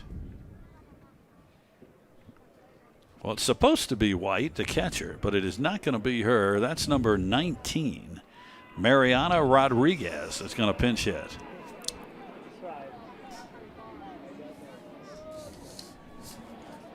Rodriguez pinch hit last night as well. Went 0 for 1. 2 outs. 341 on the season. Well, Campbell's making Hammock work for it. She's now given up a couple of hits. There you hear the jet flying over. 2 outs. Here's the pitch. Outside missed. 1-0. Well, the thing this is doing for Campbell is they're making Hammock throw more pitches.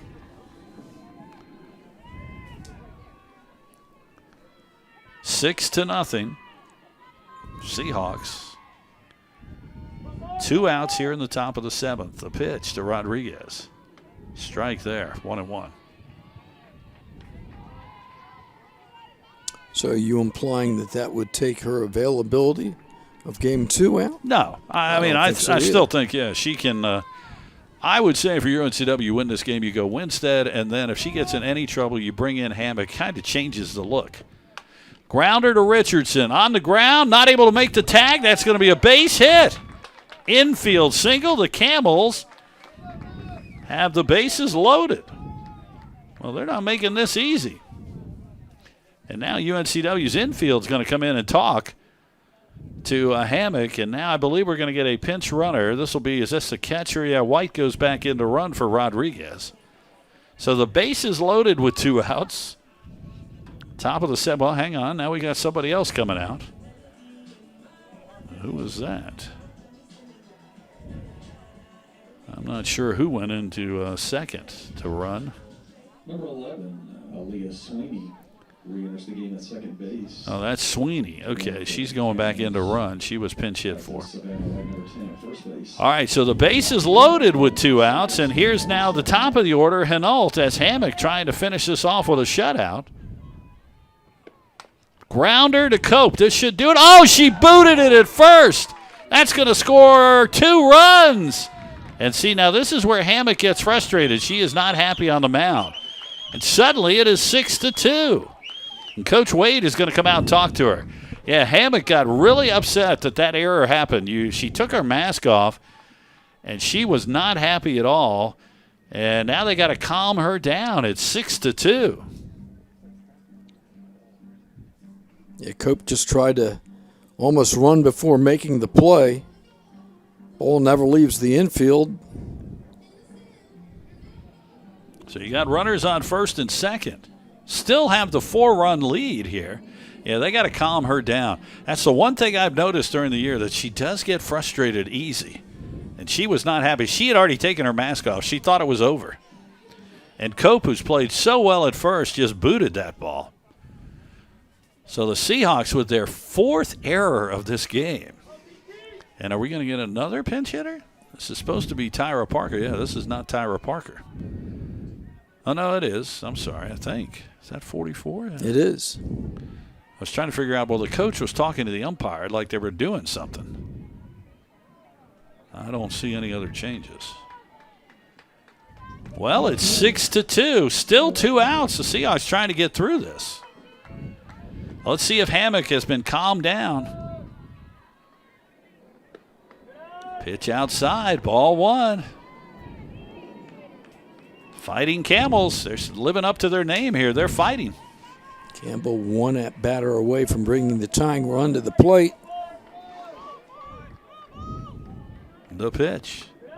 Strike there. 1-1 from Hammock. She still looks a little, you can just see her body language. She doesn't look happy right now, but she's got to just get through this. It was a mistake.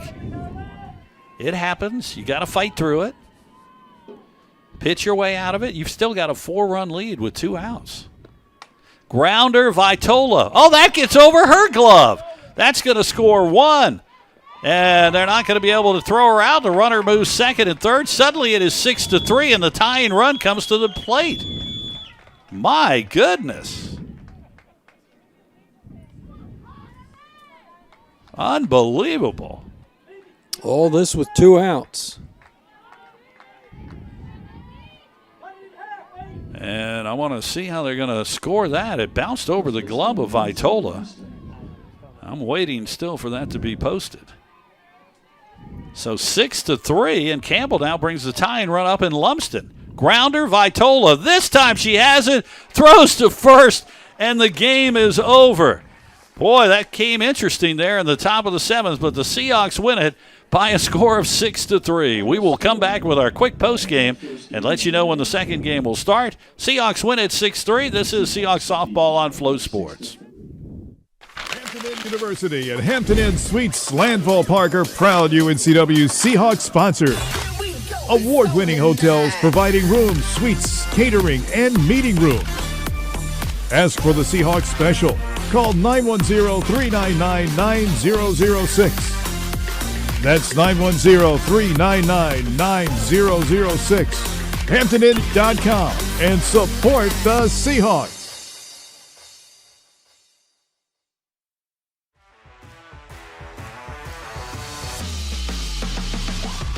Keith Altman with Alpha Mortgage. As a former Seahawk, I know the importance of teamwork. So whether you're here at Trask Coliseum or at beautiful Brooks Field, take comfort in knowing that my team has you covered.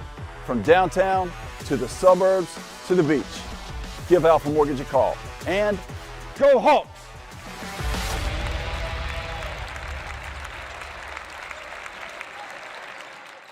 Game day at Walk-Ons is just different. And it starts with the way our teammates prep each dish from our scratch menu. No shortcuts. We are hand cutting every single mozzarella log straight from the block. Hand peeling, stuffing, and bacon wrapping each voodoo shrimp. Hand carving ribeyes for our steaks and po' boys. And hand slicing, then tossing our boneless wings in our house-made sauces.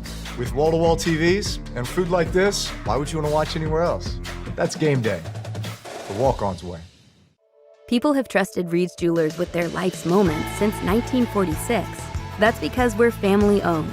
We treat everyone who walks through our doors or visits our website as a part of our family. We have a beautiful selection of jewelry and watches for any occasion. We offer free shipping and returns, as well as multiple payment options to make sure you find the perfect gift. See why people have trusted Reed's Jewelers to celebrate their life's moments for over 75 years. Hi, I'm Dr. Chad Fortune with Wilmington Health Orthopedic and Sports Medicine. Excited to be on the UNCW campus today to talk to you about this week's Medical Minute. Shoulder injuries are extremely common in sports, recreational, and job-related activities. These injuries can range from chronic overuse injuries to traumatic injuries like shoulder separations, dislocations, and even rotator cuff tears. Sometimes injuries can be prevented, but sometimes with traumatic injuries they are not preventable. But we always talk about preventative strategies to try to limit their effects. One of the biggest things to consider is rotator cuff strength as well as upper back strength, in addition to good posture throughout your day. As always, if these symptoms persist, please come see us at Wilmington Health Orthopedic and Sports Medicine. Our goal is to support you with easily accessible world-class care for all your orthopedic and sports medicine needs.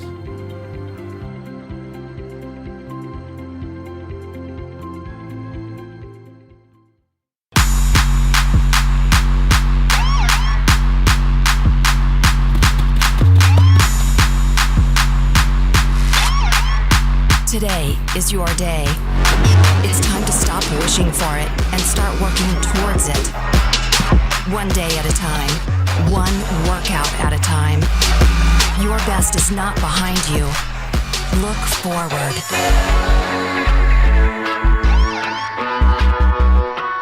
Hey, grab me one too.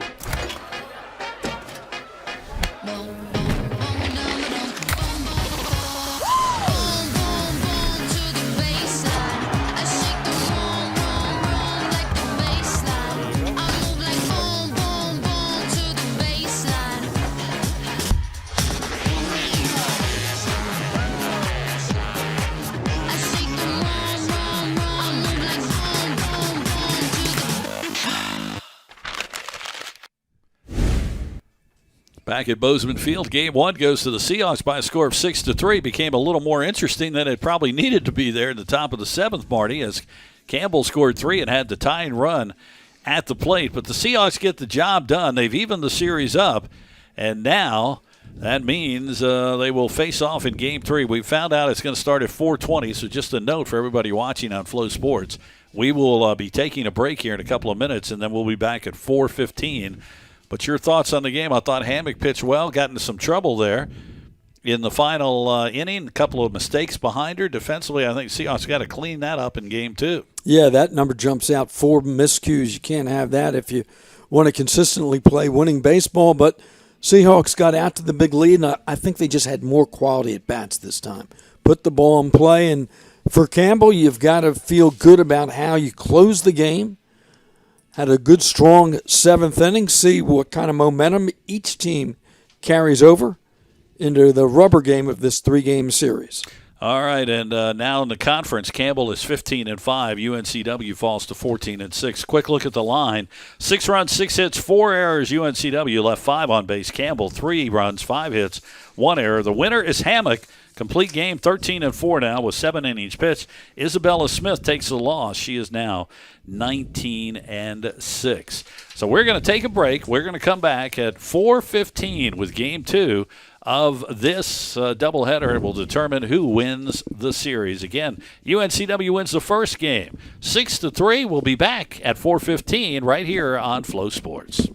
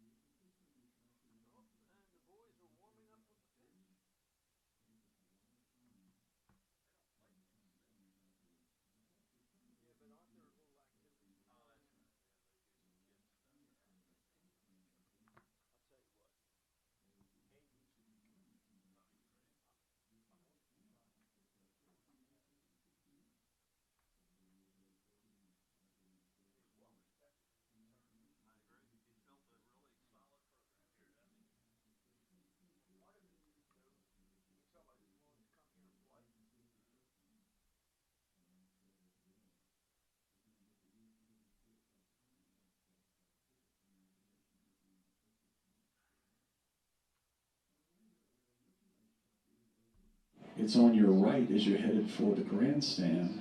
Plenty of Seahawk merchandise, t-shirts, sweatshirts, hats, Seahawk accessories, accepting both cash and credit. You can also order online anytime at shopuncw.com.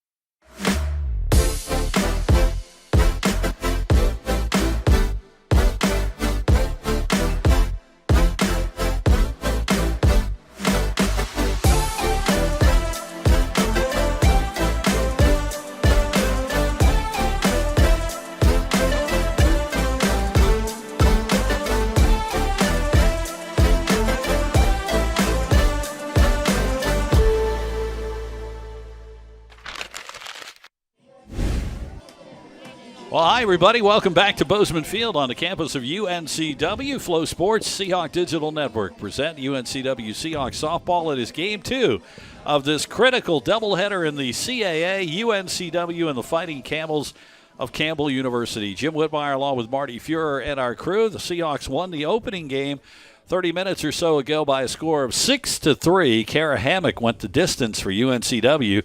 Campbell fought back, though. They scored 3 in the top of the 7th to make it interesting. Of course, Friday night, Campbell got the 1-0 win, the no-hitter from Isabella Smith. She pitched again in this first game, and the Seahawks were able to get to her. So now it's going to be interesting to see who's going to pitch. And we don't have the lineups yet, even though we're about to start the game, so I can't tell you. But, Marty, this is such a huge game in the conference. The Seahawks now a game out of second.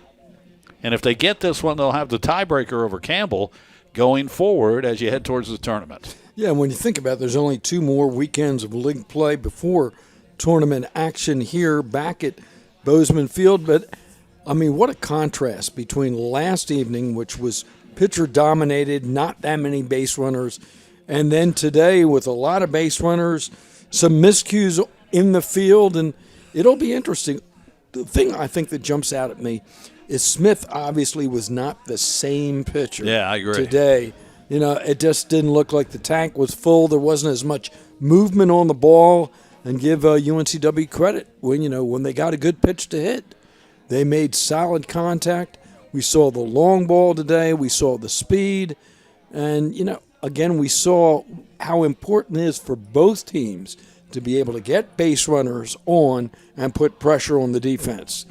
See what happens here in Game 3. Going to be curious to see if they bring Smith back, if UNCW goes with Winstead. Again, we don't have the lineups yet. I got to tell you, this is just a little behind the scenes of what we deal with here during our broadcast. Our executive producer, Director Riley Nance, does a great job for us. Now, today, he set up, we have this static camera out in center field, so we have a view. In the first game, somebody went out there either from another team or something, because they also have their camera out there, and somebody unplugged our camera. So he had to run out and plug it back in. Well, he just looked at me and said they've unplugged it again, so he's had to run out there again. I don't know who did it again this time. So Riley's had to go all the way out to center to plug that in. And so I don't know what's going on out there. But I can tell you he's on the clock. Yes, he is. This, if you missed the first game, UNCW scored 1 in the first, 4 in the third, 1 in the fifth. They had a 6-0 lead, and then Campbell made it interesting in the 7th. They scored 3 and had the tying run come up to bat. Seahawks committed 4 errors in that first game. They've got to clean that up, and they did have some pitches. They had actually no wild pitches from Hammock, but there were some pass balls for the catcher that caused some runners to move around, so that was interesting. But Campbell, again, now 15-4 in the conference. UNCW is not 13-7. That's not right. They are 14-6 overall. Campbell actually is 15-5 in the conference. So there's a game difference. Now Stony Brook is playing again today. They're winning huge, and if they win, they'll be 14-6, and that would be their 15th win in a row. Delaware is hosting Hofstra. Right now, Delaware was up 1-0. That was in the 3rd inning. And if Delaware wins, they'd stay in first place, of course, in the CAA. Coaches are, well, Coach Wade is out at the plate. We're waiting for Coach Prater to come out. Here she comes from Campbell as the Campbell team does their dance routine. Marty, you want to get in on that over here at first base line? No, it's not line dancer. But I'll tell you, if you take a look at the line, however, look at the difference in the two games. UNCW had 6 hits from the top of the order. That's where most of the runs came from. Last night, they couldn't get a base runner on. Very true. Flip it to Campbell. Campbell got base runners on when they did from the top of their lineup, and their top of their lineup this afternoon was quiet. So, I mean, it's so important for both of these teams to get their number 1 and 2 hitters involved and on base. From there on, the offense moves. And here's the good news. I just saw our executive producer come up the stands, and he will be joining us in just a moment. So, 1, we either have a center field camera, or 2, somebody took it. Well, a surprise. Campbell is going to start. Their other pitcher that has started quite a few games, they're going to go with Hannah Lear. She will start today. The lineups real quick. Let me give them to you. For Campbell, it'll be Hinault at second, Parker in left. These are the batting order. Lumsden, then Gillespie bats fourth. Porter, the designated player. Tristan Doster will be catching. Montgomery in center field. Sweeney in right, and McLean at short. Hannah Lear will start. We'll tell you more about her coming up. For UNCW, it'll be Vitola at second, Relay at center, Sabatica at short, Stockton at left, Britt in right, Cope at first, Amadeo designated player, Meadows at catching, and Richardson at third. Exact same lineup. Emily Winstead will start. She is 10-5. She pitched a complete game last night, but lost 1-0. 105 in a third innings, 82 hits, 30 runs, 27 earned, 24 walks, 108 strikeouts, ERA of 1.79. And Marty, when you looked at her last night, she was dominant the first time through the lineup because Campbell was not able to really time her, but then they seemed to get her timed and were able to get a hold of some balls. Yeah, they were. They stopped chasing that high rising fastball, but we'll see how it's played out today. But you mentioned Smith not starting. I think we'll see her before the end of the day. UNCW coming out. I don't know why they're lining up on the side there, because I don't believe there should not be a – I think we're going to have a first pitch thrown. Okay, because there is no national anthem here for this game since it's a doubleheader. So that'll be interesting to see. And I got to believe, too, for Campbell, I mean, again, Lear is a pitcher who's thrown for them, but I got to believe Smith will be, if they get in any trouble, she's coming in. Yeah, I think that was the bottom line with how quickly she was pulled in game number 2 to save her in game number 2. And if you remember Coach last night, I think she expected her to come in relief in here in game 3 if she did get the start in game 2. So that's kind of still set up for Campbell. They're getting the first pitch thrown. And here it comes. Oh, underhand, too. Bounced it in. All right, there you go. So Donnie Pridgeon throws out the first pitch. Appreciate him being out here. So now we're going to get set for action. The Seahawks will take the field. Campbell is already ready. They're ready to get up to bat. So some changes in the lineup for the Fighting Camels here in Game 2. They've moved around some players, and we'll see some players who did not play in game number 1.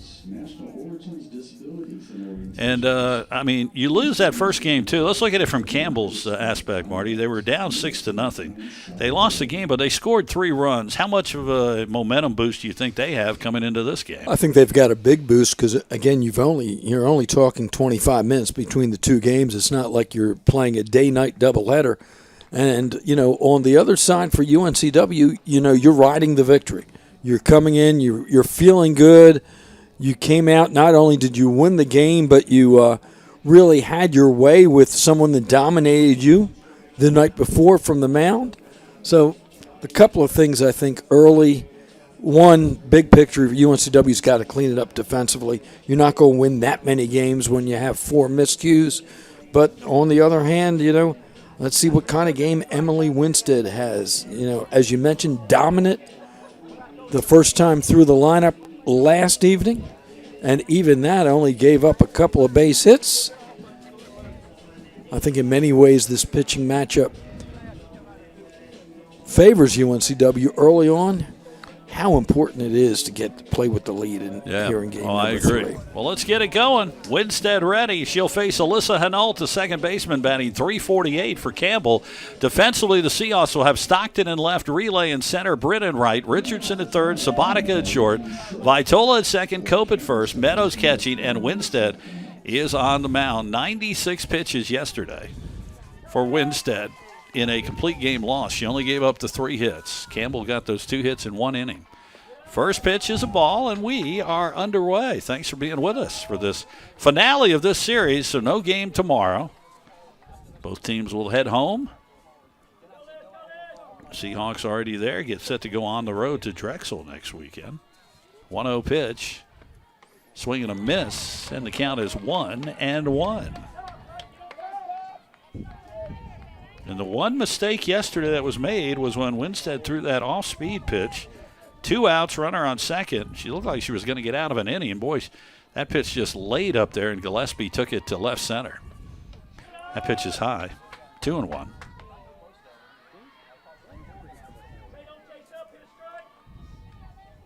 Just underway here. So we are doing our best to get all these lineups in as we get going. Here's the pitch, 2-1. Well, did it hit the bat? No, just went off of Meadows, 3-1. We have not seen a lot of walks from any of these pitchers, and that's something we'll keep an eye on today.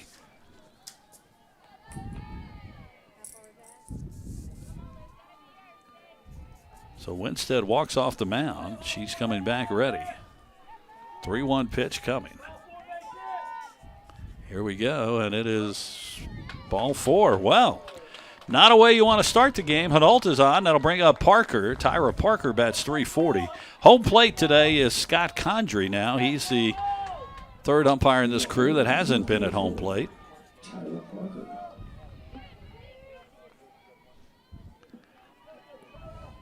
Parker is the one that got that double off of Winstead last night that led to the run. Lays down a bunt foul, and it's 0-1. So Campbell with a chance early here in the top of the first. Runner on, nobody out. Hinault is a runner, 18 of 23 stolen bases. Wind picking up just a little bit, blowing from left to right. 0-1 pitch. Lays the bunt down. Richardson charges. That's going to be a single. Well, that got over the third baseman. Parker's on, and Campbell's got something going early. First and second, nobody out. Nice bunt. Yep. Once it hit the dirt and got over the third baseman's head, there would be no play. So now even with the number 3 hitter, do we see Campbell play a little small ball, try to advance the runners? There's Lindsey Lumsden. So first and second, nobody out for the Fighting Campbells here in the top of the first. The pitch. If she'll lay down the bunt, and that is a fair ball. Richardson played it, throws to first, so that moved the runners. Runners on second and third with 1 out. That ball looked like it might go foul. I was about to say, if she lets it roll, it probably would have kicked foul, but instead got the put out. So now Campbell with the number 4 hitter up, has runners in scoring position with 1 out. So here's Gillespie. She had the RBI last night against Winstead that won the game. First pitch is a ball. A 1-0 the count. Winstead getting behind on some of these counts. Ashlyn Porter is the designated player. She is on deck. 1-0. Second and third for Campbell. Top of the first here in game 2. Fouled that one off. Nice swing. 1-1 the count. Infield up. They can get that ground ball, look for the play at the plate.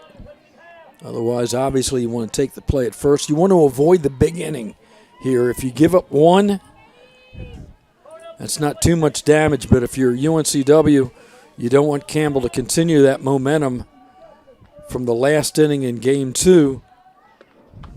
That's a strike. Nice pitch. Winstead is a strikeout pitcher, 1-2. So if this was Friday night, you'd look for her now to elevate that fastball just out of the zone. Yeah, I don't think she's going to come with the off-speed pitch here. But we'll see, 1-2. See if she can throw it just under those hands. Fouled it off. That was coming towards us, but the netting saves us. Seahawks win the opener 6-3. This is game 3 of this series. The winner of this game will win the series. And Jim, it's just so tough sometimes to sweep doubleheaders against quality teams. Very true. And again, we're going to see a pitcher we have not seen all weekend. Hannah Lear will start for Campbell. 1-2. Pop this one in the air. Relay is going to have to go back. They're going to be a play at the plate. Relay will throw it home. Here's the throw. And the runner is safe at home, and they'll move over to third. That was closer than I thought it would have been. So sacrifice fly for Gillespie. And the Campbells take the lead 1-0. So here's the sacrifice fly. Relay plants, throws the ball just up the first base line. A touch, had to reach back for it. Campbell on the board first. There's Ashlyn Porter, the designated player. So the Fighting Camels up 1-0. So they continue the momentum from that 7th inning earlier. First pitch is a strike to Porter. Tristan Doster, who did not play in the first game, is the catcher. She's on deck. So good execution early by Campbell. Couple runners on. Sacrifice to move them over. Then the sacrifice fly to get the first run home. That ball sliced, foul. Third baseline just foul. The count is 1-1.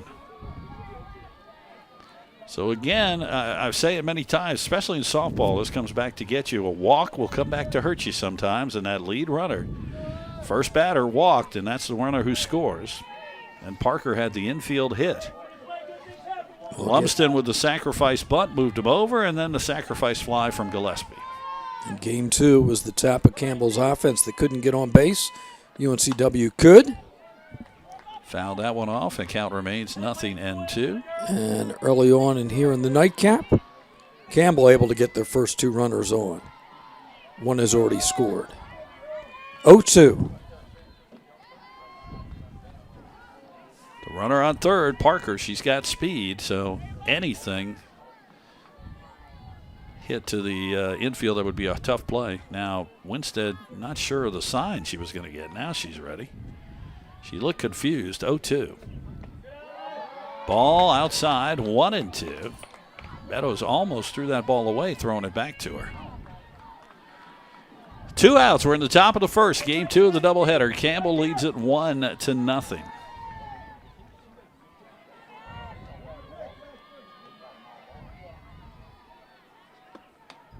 Just fisted up. That's a tough play for Vitola at second. Throws her out. That'll end the inning. But the Campbells do get a run. We go to the bottom of the first. 1-0 Campbell. Seahawks softball on Flow Sports.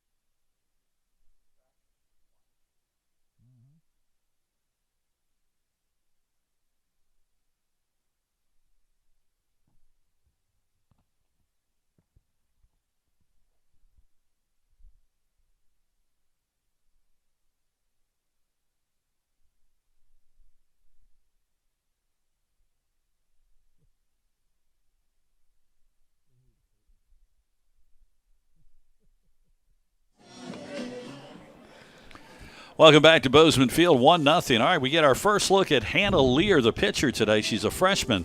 2-7 record, 21 appearances, 14 starts. She has 2 complete games, 77 in a third inning, 70 hits, 41 runs, 36 earned, 40 walks to 47 strikeouts. Teams bat .241 against her, an ERA of 3.26.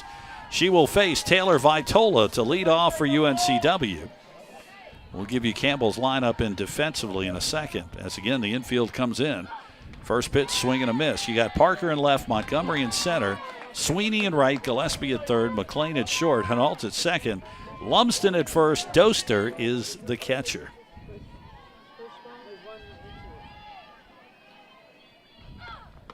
That's a strike, 0-2 to Vitola. Game number 1, Taylor went 2 for 4. So Lear with the start for the Fighting Camels. That's a swing and a miss. Strikes out Vitola, 1 away, and she's a hard batter to strike out.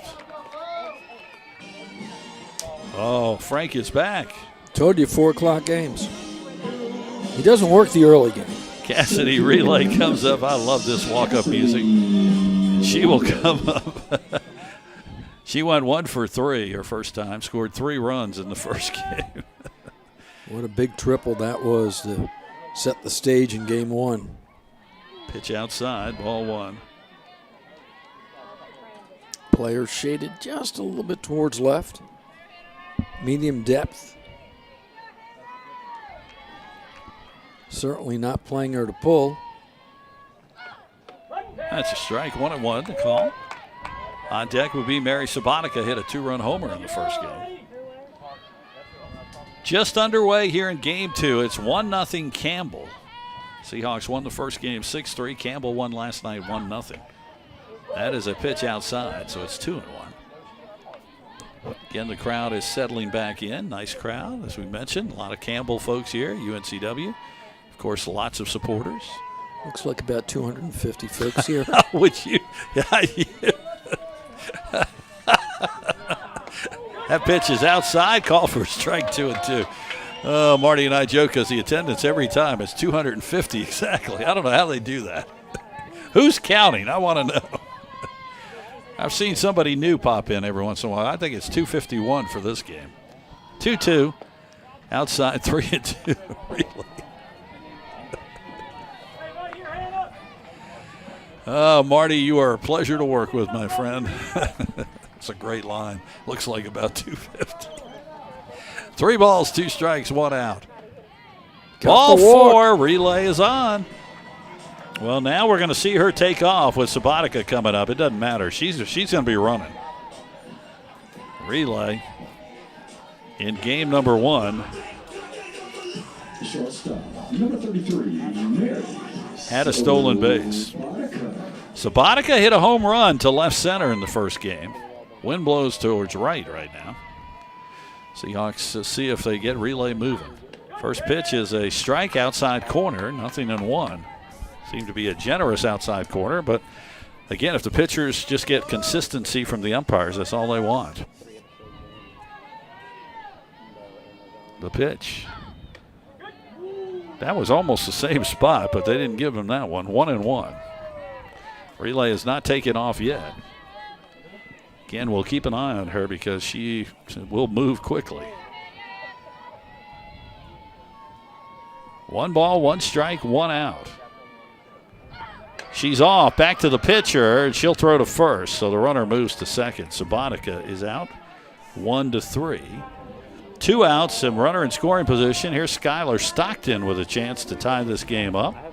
Skylar in game 1 officially just 0 for 1. Left fielder, number 14, Skylar Stockton. She was involved in a very interesting play in game 1 that was kind of hard to explain if you weren't watching. Fouls that one off. She swung and missed at a third pitch. The ball hit her in the helmet. She left the batter's box. Campbell started to go off. And then all of a sudden, Coach Wade told Stockton she came running back and started running the bases and ran all the way around and scored. The umpires had to say no, she had given herself up. Outside, 1-1.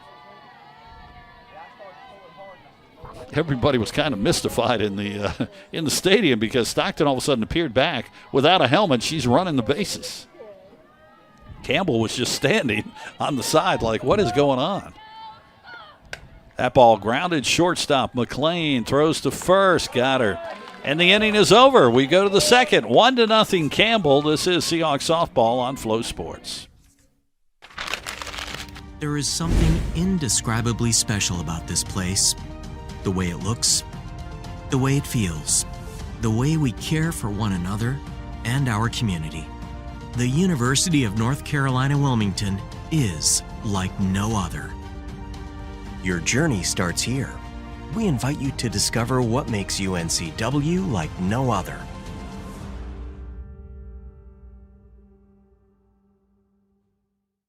This is where everything starts. It's a place of new beginnings, new opportunities, and a new identity. We are the Coastal Athletic Association, and from the beaches to the city streets, we are united to succeed at an elite level, in competition, in our communities, in our lives. This is the tide that lifts us, the fire that burns inside all of us.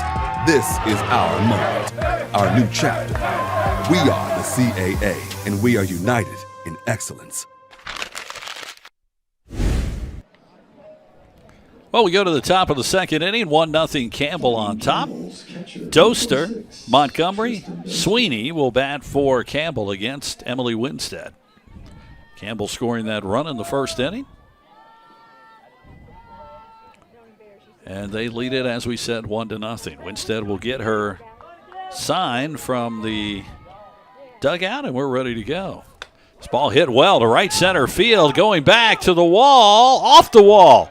They're going to try to run for a double. Here's the throw, and Doster is in with a double to lead off the inning.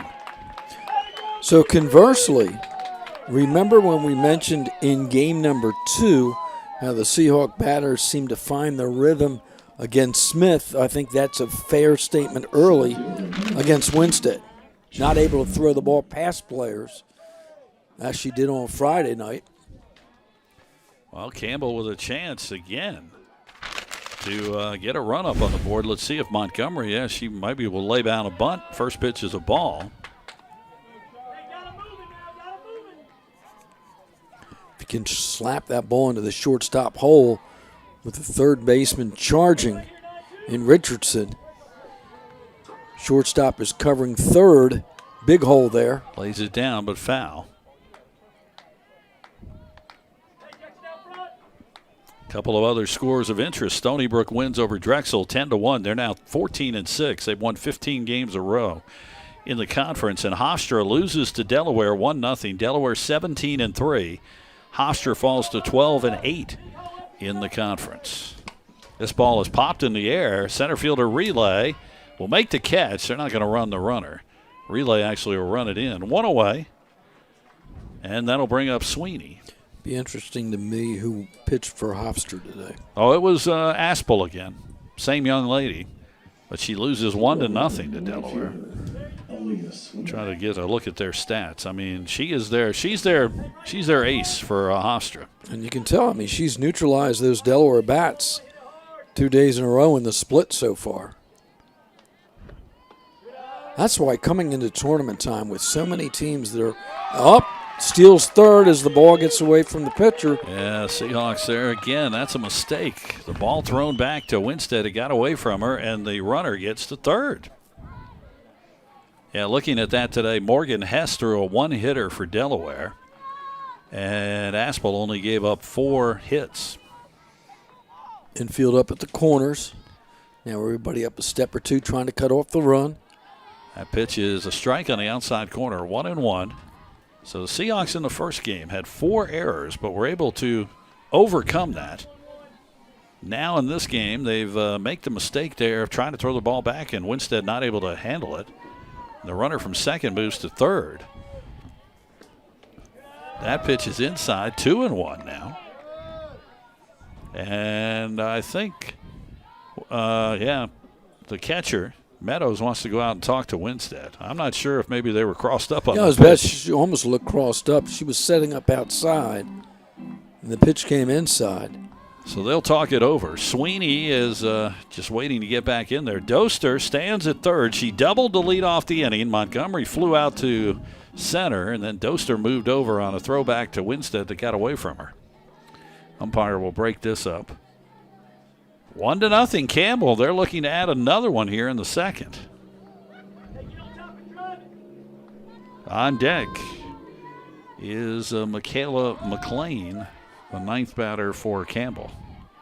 If I were the Seahawks, I'd be Aware of a bunt here. Swing and a miss, 2-2. Boy, this is the time for Winstead if she could bear down and get that strikeout here with that rise ball. Yep. Want to try to strand this runner if you can. Those 6 runs in 3, that was a lot of runs in game 2. Not what you expect from these two teams against each other. Swing and a miss. Oh, she foul tipped it. And Meadows was not able to corral it, so we'll do it again.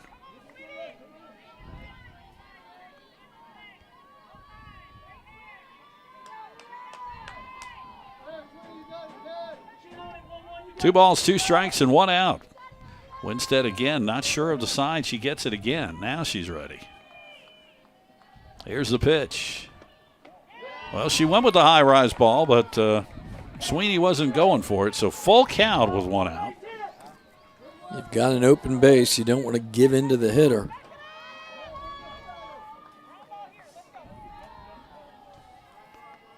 Full count pitch. Swing and a miss. Got her 2 away. She can get out of this if she can get McLean. The shortstop will come to bat for the Fighting Camels. She went 0 for 2 in game 1. Big K there. Boy, this would be a momentum boost if she could strand that runner at third early. Got to watch here. Meadows has got to keep the ball in front of her. First pitch is low, ball 1. Tried to frame it up and didn't get the call. There again from our center field camera, which our director, Riley's had to plug back in twice. You get a nice view. Some of the folks here. That's high, 2-0. Again, they get a shot of our cameraman, Mason. He's hanging out. We got Zach on replay. Kerrigan Ures, we were told, had warmed up in the bullpen, so she is ready if they need her. 2-0. Swing and a miss, 2-1.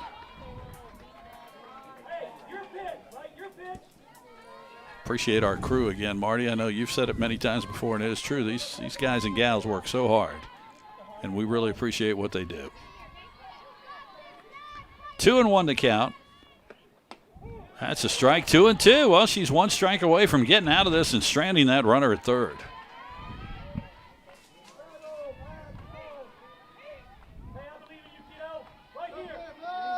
Big pitch here. Elevate.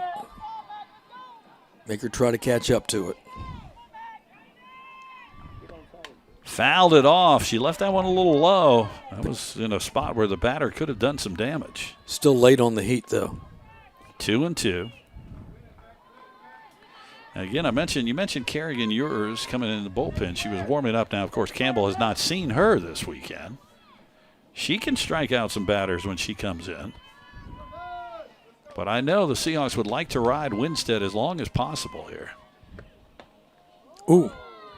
Well, the Seahawks thought that was strike 3. Umpire says no, and it is a full count, 3-2 with 2 outs. That's a good 2-2 pitch, though. Looked like the batter almost thought it was a strike, too. She started to walk off.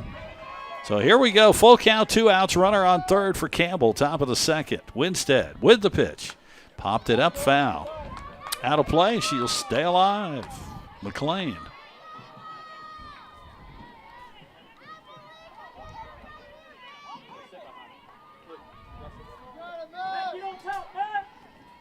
Good look from our center field camera.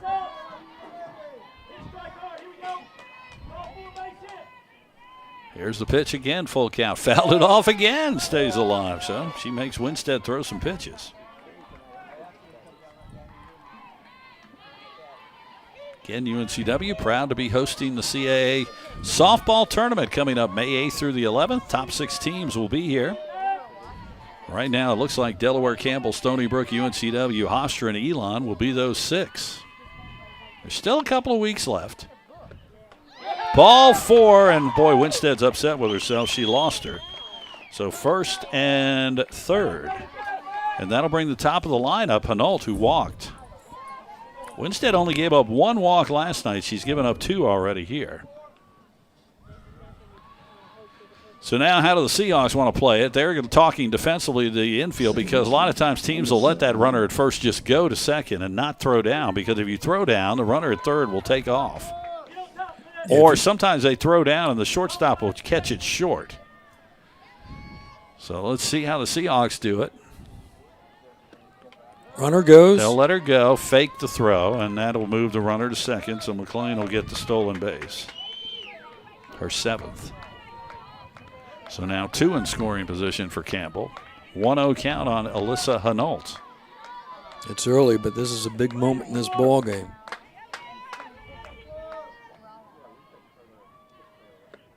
Fouled it off, 1-1. Again, Campbell's still late on that fastball. I mean, if that's your number one pitch, challenge it. Let him beat your best. Infield back a step or two on the right-hand side. Richardson in at third. 1-1 pitch. Fouled it back. 1-2. Again, same thing. Late. Yep. So now you're way ahead. See if she'll chase out of the strike zone high for you. 1 ball, 2 strikes, 2 outs. Top of the second. Campbell has runners on second and third. They lead it 1-0. Here's the pitch. Fouled it off. We'll do it again. Campbell doing a good job spoiling the pitch, looking for that one mistake.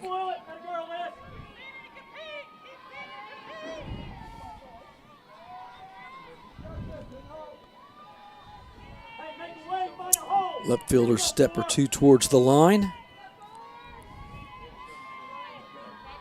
Winstead ready again. Here's the 1-2. Ball low, 2-2. Winstead will take a little walk off the mound. Step back out on the rubber. And now she'll get the sign from her coach. Parker awaits on deck.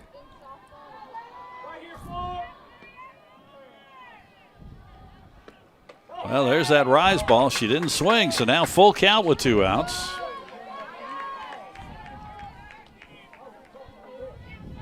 Parker had a single her first time up. Infield single. So here we go again, 3-2. Fouled it off. Boy, Hanault is battling. Pitch count way up here in only the second inning.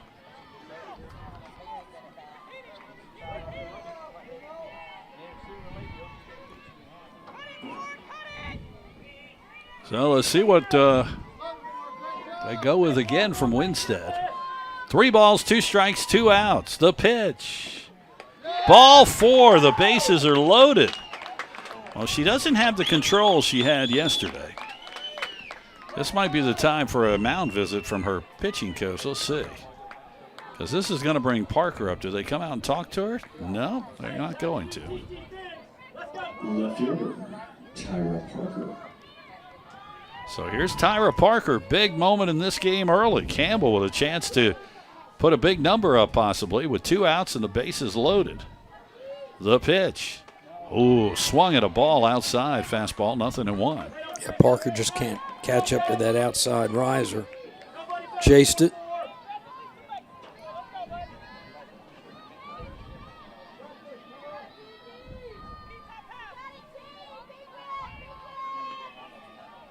Oh, 1 pitch.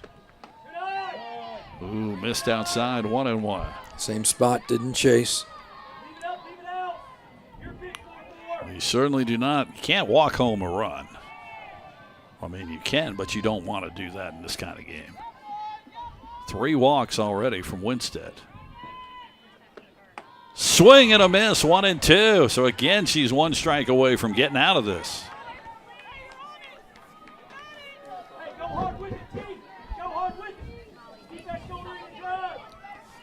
She has not timed her yet, Parker. She is struggling to handle that fastball. Let's see if they can blow it by her here. 1-2. Oh, man, that looked right down the middle. Seahawk fans not happy there. Umpire says no, 2-2.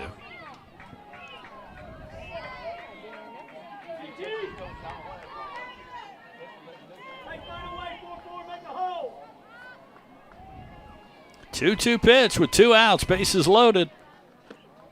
Strike 3 called. She got her looking. She'll strand the bases loaded. Big job there by Winstead.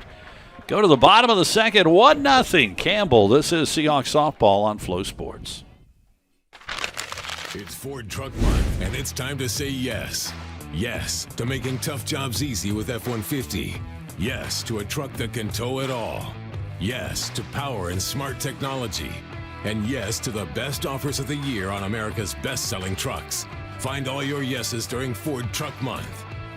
Get 1.9% financing for 72 months with up to $4,150 package savings on select Ford trucks. Only at your Carolina Ford dealer. Football there. Football there. Football everywhere! What? How is that a flag? He landed on him after the sack. That's roughing the passer. Huh. Okay, what if he hit him high? Roughing the passer. And low? Roughing the passer. Well, what if he couldn't stop his body like a human, so he ends up trampling him, and then he's like, oh no, and he tries to go back, and he tramples him some more, and he's like, I'm so sorry, I'm a buffalo. I don't know my strength compared to you. Wait, what? Come on, ref! Let the boys play! Well, we go to the bottom of the second inning. UNCW trailing Campbell by a score of 1-0. Hannah Lear back out. She'll face Britt, Cope, and Amadeo for the Seahawks. Campbell's already left 4 runners on base. Seahawks in many ways should feel very fortunate. It's a 1-run ball game. 1-2-0. The line for the Camels. UNCW. 3 zeros across the board. Looking at the radar, it's going to be good that we're playing this game now. It looks like around 7 o'clock, there's going to be some heavy rain moving through this area. Wilmington or just here? First pitch to Britt outside. Ball 1. Well, I know what, you've got one of those high-tech phones. Oh, yeah, that's really high-tech. Brings up everything. I'm able to unplug cameras with this thing. I just pointed to the center field. I can unplug it. Fouled it off, 1-1. Of course, again, want to remind folks, if you're watching us locally on Flow Sports, you can come on out. There is a soccer match at 6 o'clock, Harry's game. Yeah, and that's always a special day. Liberty in town for this one. 1-1 pitch. Found that one off, 1-2. Nice job by Lear. And as we take a look across the way, as part of that day, a youth clinic, as the players are out on the field. Huge event for the community and really important, of course, for head coach Aiden Heaney in honor of his son, Harry. Always, I know he's so appreciative of all the teams that come here and play. That's inside, 2-2. Marty and I were talking about that, too. I tell you, what a program he has built at UNCW. This really is. Well respected by his peers. 2 balls, 2 strikes. Here's the pitch. Grounder, shortstop. It's going to be a long throw. McLean not going to get there. Threw it over the top. And, Britt's not going to be able to go any farther. That'll be an infield hit. Because she would have made that. I think she was there before that throw got there. I agree. Didn't get a lot on that at bat, but it is a runner, and here's Lauren Cope. So the Seahawks lead off with a run. A runner on. Let's see if they can do something here. Does Cope try to bunch her over? And McLean really didn't charge that ball hard, gave the runner a couple extra steps, so UNCW gets their leadoff hitter on. Pitch outside, 1-0. Now Britt has 10 stolen bases. Like to see the Seahawks try to, again, this is what they do, just like Campbell does, try to manufacture the run here and tie this game up. Here's the pitch from Lear. Britt is on the move, swing and a miss. Oh, that throw is way off the gloves of the infielders. So Britt will have a stolen base. It was a great pitch to run on. So the catcher had to move to the side to make the stop. So the count is 1-1 on Lauren Cope. So Britt is in scoring position with nobody out here in the bottom of the second. That's outside, 2-1. Well, the umpire gave Lear that outside corner a couple times in the first inning, but not as much here now. It's almost like a moving strike zone right now. Both pitchers trying to settle in as far as what the calls are. Tries to lay the bunt down. That's in foul territory, and the count is 2-2. Tried to catch him. On the baseball side, Northeastern has put a 3-spot up.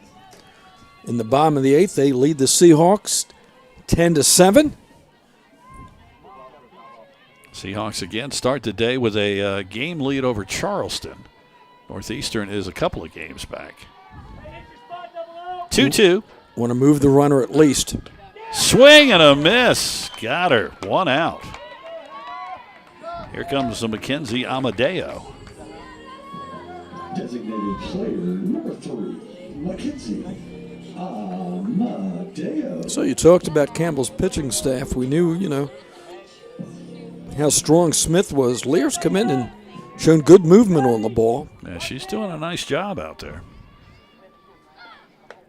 That's a strike on the outside corner. And again, smart move by Coach Prater for Campbell. UNCW not seen her yet. And, again, this is one of these things maybe you got to one time through to kind of get used to what you're going to see. Smith, they pretty much they saw everything last night, and they were able to time her a little better. This ball just popped up. It's going to bounce in the infield, and that's going to be an out. Nice play by the second baseman, Hunault. She had to just underhand that out of the glove. So a runner moves to third, but there are now 2 outs. And it'll be up to Gentry Meadows to get this run home. That was a tough play for Hunault at second. It was one, and that ball kind of died once it hit the dirt. That's the only play she had. Well, let's see if Meadows can come through with a big hit. Grounder, shortstop, and she'll throw to first. That'll end the inning. The Seahawks will strand the runner at third. We go to the third inning. It is 1-0 Campbell. This is UNCW softball on Flow Sports.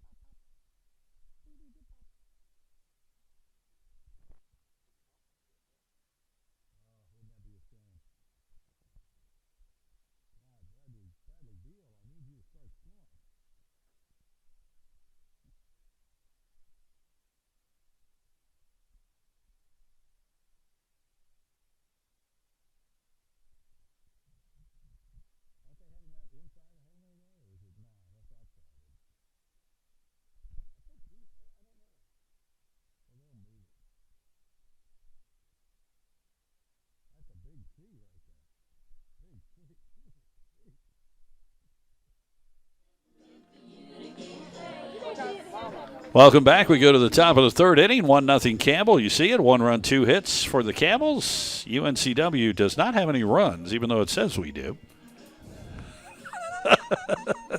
Can't see the pitchers. Well, there they go. There you go. Okay. It's like behind door number 2. Seahawks actually do have a hit. So I'll just change that all up for you. Just trying to see. Riley's just exhausted from having to run. He's just trying to see if you're paying attention. All right, and I'm doing the job. There you go. Look at that. It's right now. All right, top of the third inning.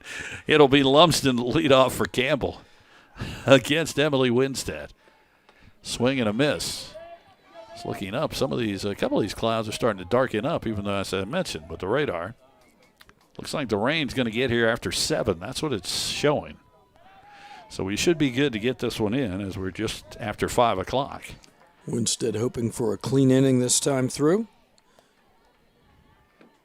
That ball hit well by Lumsden, left center field. That's going to go to the wall, and she will get at least 2.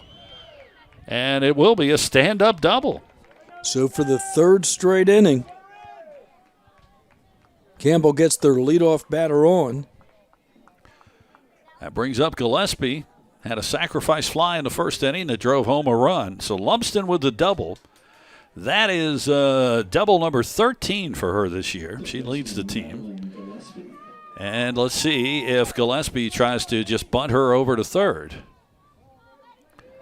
Pressure again on Winstead. There's the bunt attempt. Oh, she popped it up. Winstead caught it, and luckily the runner gets back, and Richardson ran into Winstead. I think both of them are okay. They're checking. They might have twisted an ankle. I hope everybody's all right there. So there's one away. That was dangerous there at the end of that play because Richardson was charging too, but Winstead grabbed that fly. So one out, and here's Ashlyn Porter. She grounded out to second her first time. Again, Winstead trying to work around a leadoff double. First pitch is outside, ball one. It's been a tightrope for the first 3 innings.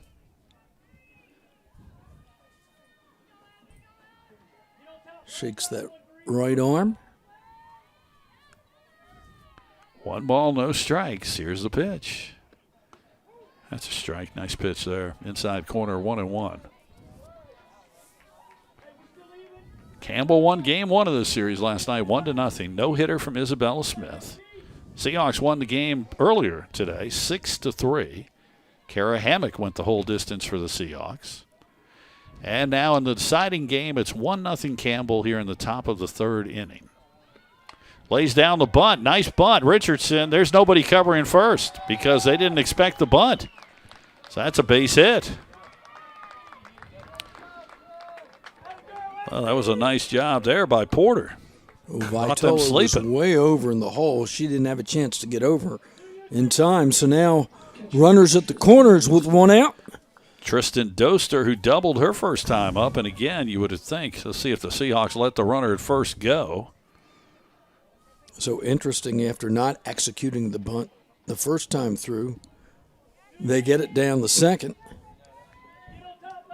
See if the runner takes off on this pitch. What do you think, Jim? Yeah, I mean, you would think you're going to move her. Nope, she doesn't. Count 1-0. Well, I tell you also got a heads up to Lauren Richardson there because on that bunt, a lot of times when a player grabs that bunt, they just look up and start throwing. She luckily looked because if she had thrown, there was nobody at first base because Cope also charged. Campbell would still be running. Yeah. Now we have a time called. What do we have? A violation on the batter. 1-1. There's a strike now up against Doster because she took too long out of the batter's box. The third base umpire called it. So 1-1, 1 out, bases first and third for Campbell. Now let's watch the runner at first. Porter, she goes. She will go. Oh, they're going to throw, but short. Vitola comes in, and they're not moving the runner at third. So Porter gets a stolen base, and now runners in scoring position again as Winstead, as you mentioned, Marty, she's been walking a tightrope here with this 1-0 deficit. Campbell trying to build on it. Any kind of fly ball will score the run. Doster again had that double her last time, and she hits this one to the left center. There's going to be another double. She's going to score 2. It is 3-0 Campbell. Boy, her second double of the game.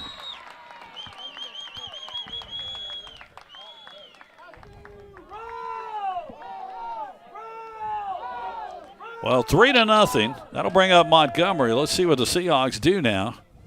Again, Kerrigan Ures is warmed up.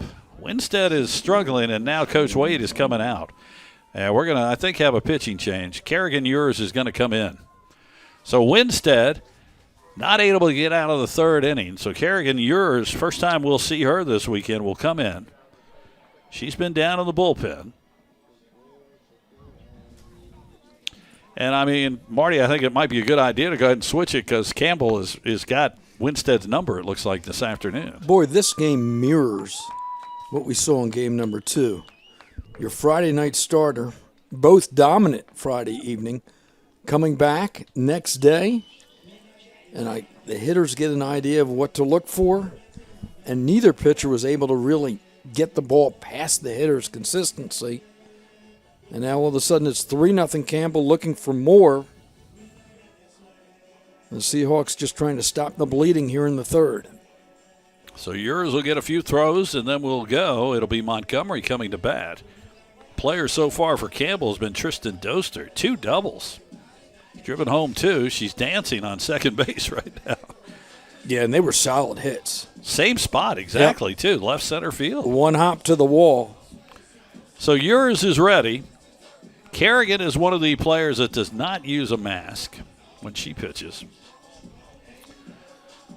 So here comes Montgomery. 3-0 Campbell.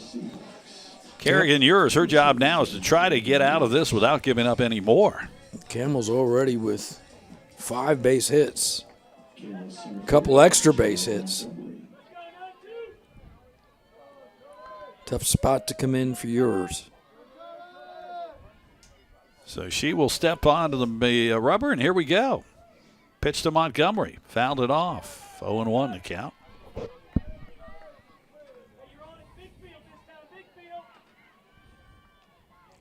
So again, the winner of this game will win the series, and then they will have the tiebreaker over the other team as we go near the end of the season, which could be important to determine who finishes in what position. There's a big difference between second and third. You want that first day bye. That's a strike. 0-2, I'm sorry, is the count. Again, for Campbell, now the end of their season, they've got North Carolina A&T next weekend in Bowie's Creek. A&T is tied for last. They've struggled this year, so you look at that and you think Campbell gets a sweep.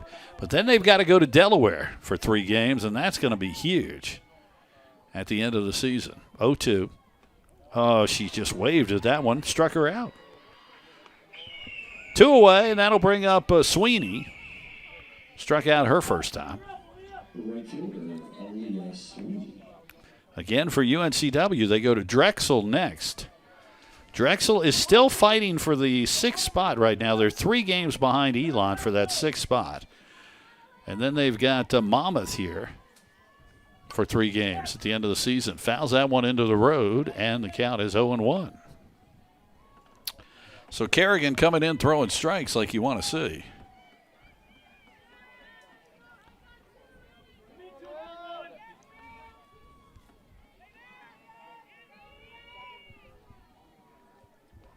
A 1 pitch. Ball 1-1. I see we were mentioning the weather. The National Weather Service has now issued a severe thunderstorm watch for all the counties that we're in until 10 o'clock tonight. So, as I mentioned, there's some heavy rain coming. I think we'll get this one finished. I'm not going to say the same for the soccer match. I have a feeling that might be affected. This ball bouncing, and Vitola behind it. Not able to make the play, but at least she saves the run. Boy, if that gets past her, they score the run. Nice job by Taylor. Sweeney with an infield single. So it's 1st and 3rd, but mark that one down to see if that comes back. Yeah, now Seahawks, having kept that ball in the infield, can still see their way out of it. Campbell with their 5th hit of the game, now 6th hit of the game. Here's McLean. Again, they only had 1 hit in game 1 of this doubleheader before they exploded in the 7th inning, and they've carried that over. And only had 3 in the victory on Friday evening. But yeah, the little things, the fact that they were able to kind of get it in gear in the last inning of game number 2, we've seen the carryover. 1-0, 2 outs, runners on 1st and 3rd. And again, you wonder if Sweeney is going to take off, and they'll give her second base. 3-0 Campbell, top of the 3rd. Swing and a miss there, 1-1. Sweeney's not showing that she's taking off. Might go on this pitch.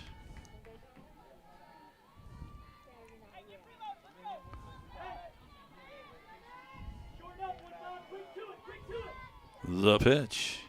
Now she'll take off. Tried to lay down a bunt. 1-2. They're going to try the old suicide squeeze there. So the count 1-2, 2 outs, 3-0. Campbell on top. All 3 of those runs charged to the starter, Emily Winstead. Kerrigan Ures has come on in relief. So the fact that she fouled off that bunt helped UNCW because second base was stolen. Fouls that one off the netting, and the count remains 1-2.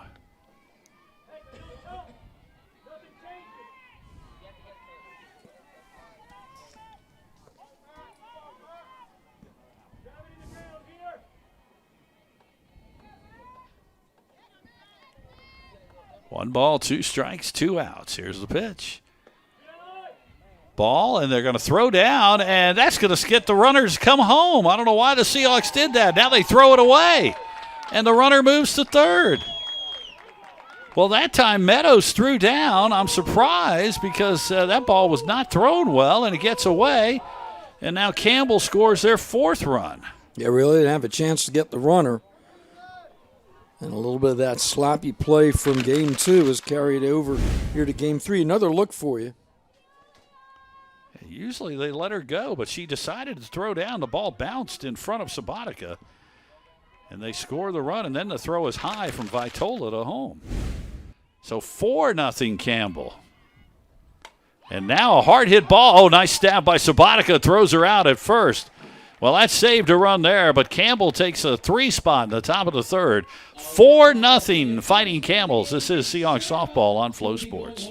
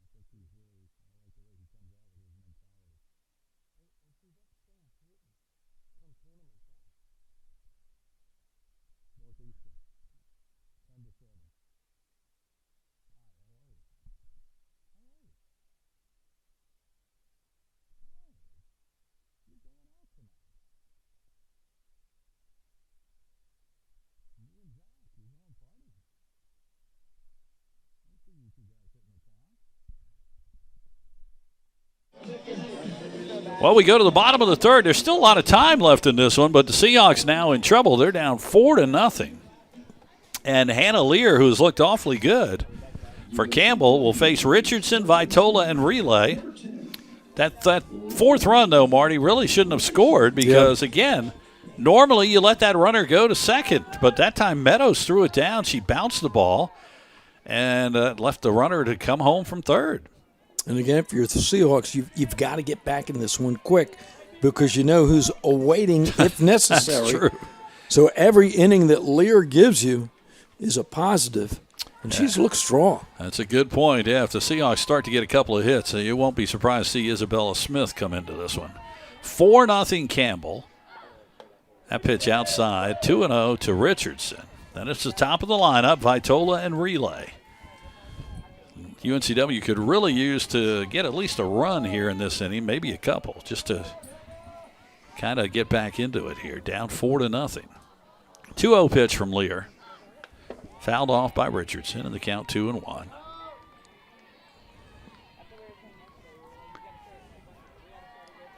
Clouds continue to darken up a little bit around here, but again, I was just checking the radar. That doesn't look like the rain gets here till after 7. 2-1. Oh, boy, she turned on that one, but fouled it off. The count 2-2. That was solid contact. Yes. By the way, our next broadcast on Flow Sports, baseball, softball, will be on Tuesday night. It'll be baseball at home. Charleston Southern will come to town. Myself and Alex Riley will have that call for you. That ball barely hit to the pitcher off the end of the bat. Throws over to first, and there is one away. That'll bring up Taylor Vitola. Struck out her first time. So did Riley get the short straw? Or what was it? Here we go. I knew that was coming. Come on now. I enjoy working with Alex. He's been a lot of fun this year. There's the pitch. High, ball 1. Next time Marty and I will work together will be the CAA baseball tournament. Looking forward to that. I am. That should be just a solid weekend of baseball. I think both the softball and baseball tournaments are wide open. Bounce back to the pitcher. She'll throw to first. Got her. 2 away. I mean, you know, of course, UNCW leads in baseball, but I think it's wide open, both sides, baseball, softball, as to who's going to get hot. Yeah, and I think what's going to be interesting, especially with baseball, don't look at your number 1 starter. Some teams don't look at your number 2. Who's your number 3 starter? Because you're going to need 3 solid innings. 3 solid starts. True. To win that, even if you're in the winner's bracket. And to me, it's always fascinating that if you're in the winner's bracket and you play, on game day 2, do you hold number 1 to that second matchup? I mean, that's always a fascinating matchup. First pitch to Cassidy Relay is a strike. She walked her first time, was stranded at first in the first inning. 2 outs. Versus in softball where you just put your number 1 out there as long as you can. You'll see Let them dominate. Pitch outside, 1-1. That's why I think Hofstra could really be a dangerous team in this tournament. Hofstra, I mean, Delaware, as I mentioned, they have a really good pitcher in Hess that threw the 1-hitter today. You've seen Smith. UNCW's got the 2. Winstead and Hammock, when they're on, they're hard to hit. That's a strike, 1-2.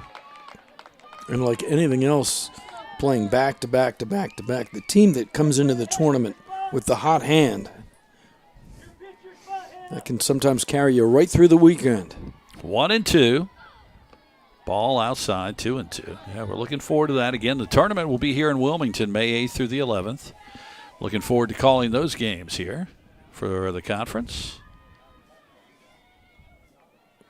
Again, that'll be where replay will be available to the umpires. That's fouled off. Fouled it off her foot. And 2-2 is a count. And when you watch the game, especially softball, you sense there'd be a lot of challenges because there's a lot of close plays, especially on these slap hitters when they're running to first. Sometimes on the stolen bases. So it'll be interesting to see how that plays out in the tournament. 2-2. Ball 3-2, full count with 2 outs. So Relay tries to get on again with another walk. I think it'll also be interesting to see, does the runner leave early? Yes, that's true. They can challenge that then during the tournament, which could be interesting. 3 balls, 2 strikes, 2 outs. The pitch, swing and a miss, struck her out. Well, Lear is doing the job. Seahawks go 1-2-3. We've completed 3. It's 4-0 Campbell. This is Seahawks softball on Flow Sports. Josh Barber here for Capital Ford Lincoln of Wilmington and proud UNCW graduate. At Capital, we want to service all your automotive needs now with 2 full-service Wilmington locations, Ford on Oleander Drive and Lincoln on Market Street.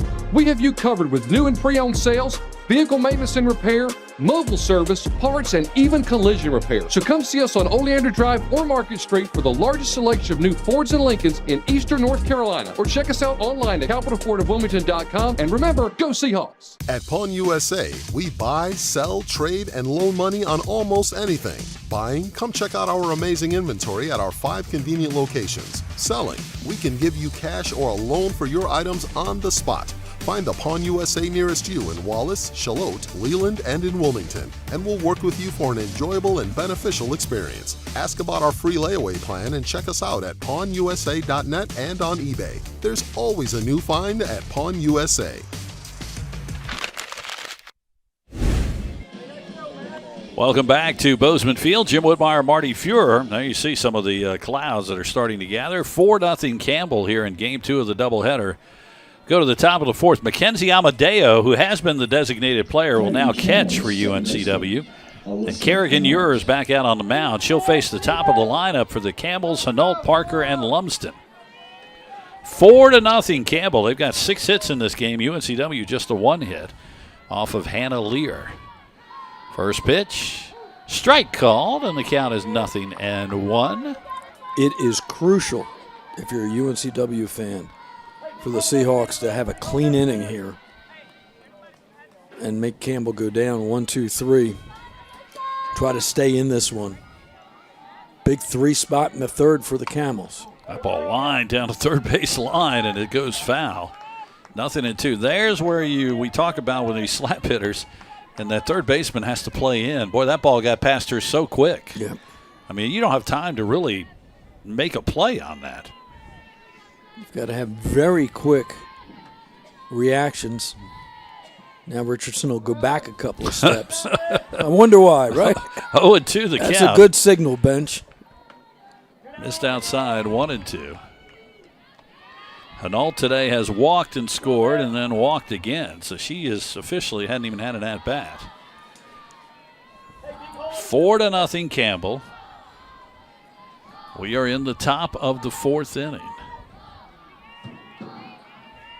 Kerrigan Ures set. Here's the pitch. Missed. 2-2. She was looking at the umpire. That looked close. 2-2 the count.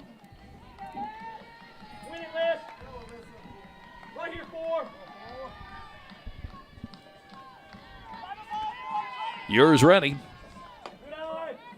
Missed outside with the fastball, so it's a full count.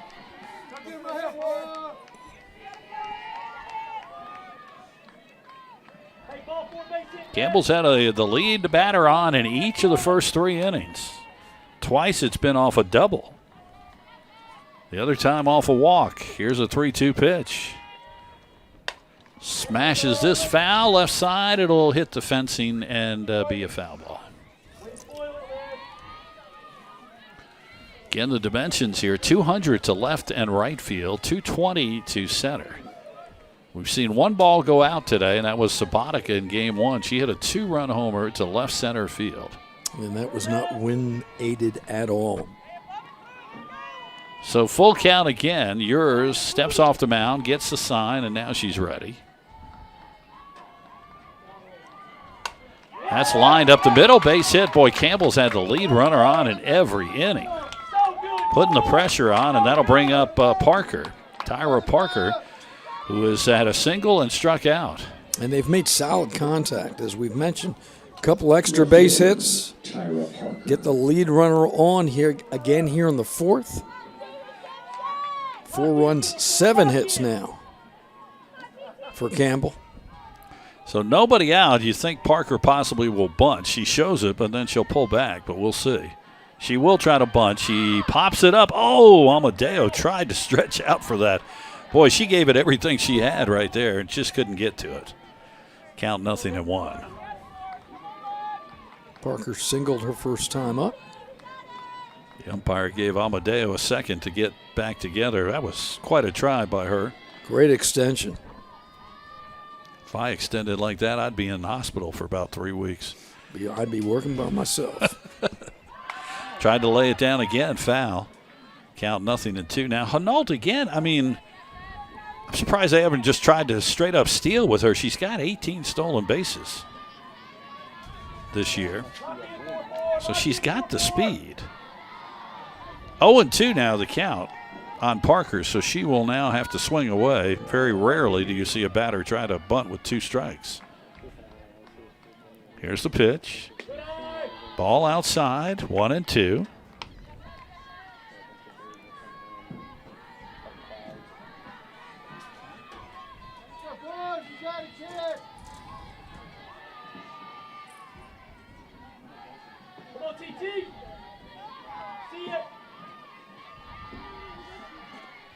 The pitch fouls it off.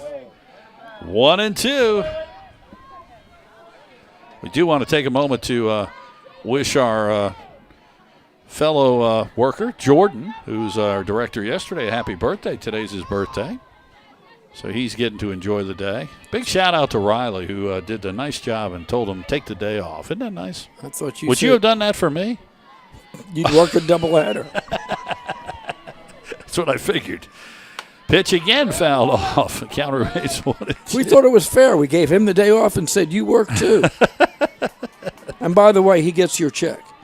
Happy birthday, Yeah. right? No, we gave him his gift yesterday. That was nice. Marty gave him a nice free ice cream sundae. It was expired. Riley, by the way, looking over here going, where's mine? You got any more of those? 1 ball, 2 strikes to count. Nobody out, runner on first for Campbell. Top of the 4th, they lead at 4-0. The pitch. 2-2, that was high.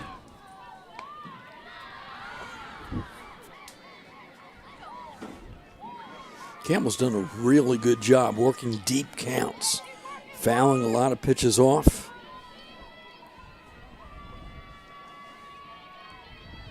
You're set with the 2-2. That ball is lined to Richardson. Oh, I thought she caught it on a line drive. No, they said it hit the dirt, so that's a base hit. Yeah, that hit right in front of the plate. Oh, okay, I did not see that part. I'm sorry. So it's first and second. So multiple runners again for Campbell. Another look for you here. First baseman Lindsey Lumsden. Okay, yeah, it bounced it. I missed the bounce part. Nice job by our cameraman, Mason. Spectacular. I missed that part there. So first and second, nobody out, and here's Lumsden. Fouls it off. Lumsden today has had a sacrifice bunt and then a double and scored a run. As again, the clouds are getting darker out here. If it's raining at the end of this game, Marty, I might have to ask you to bring my car up for me if you don't mind. We got it towed. We got it towed. Thanks, Marty. 0-1 the count. Oh, she'll lay the bunt down. Nicely done, and yours will throw her out. Good job by Kerrigan. That'll move the runners to second and third. Again, the little things. Campbell's doing a great job executing, moving the runners.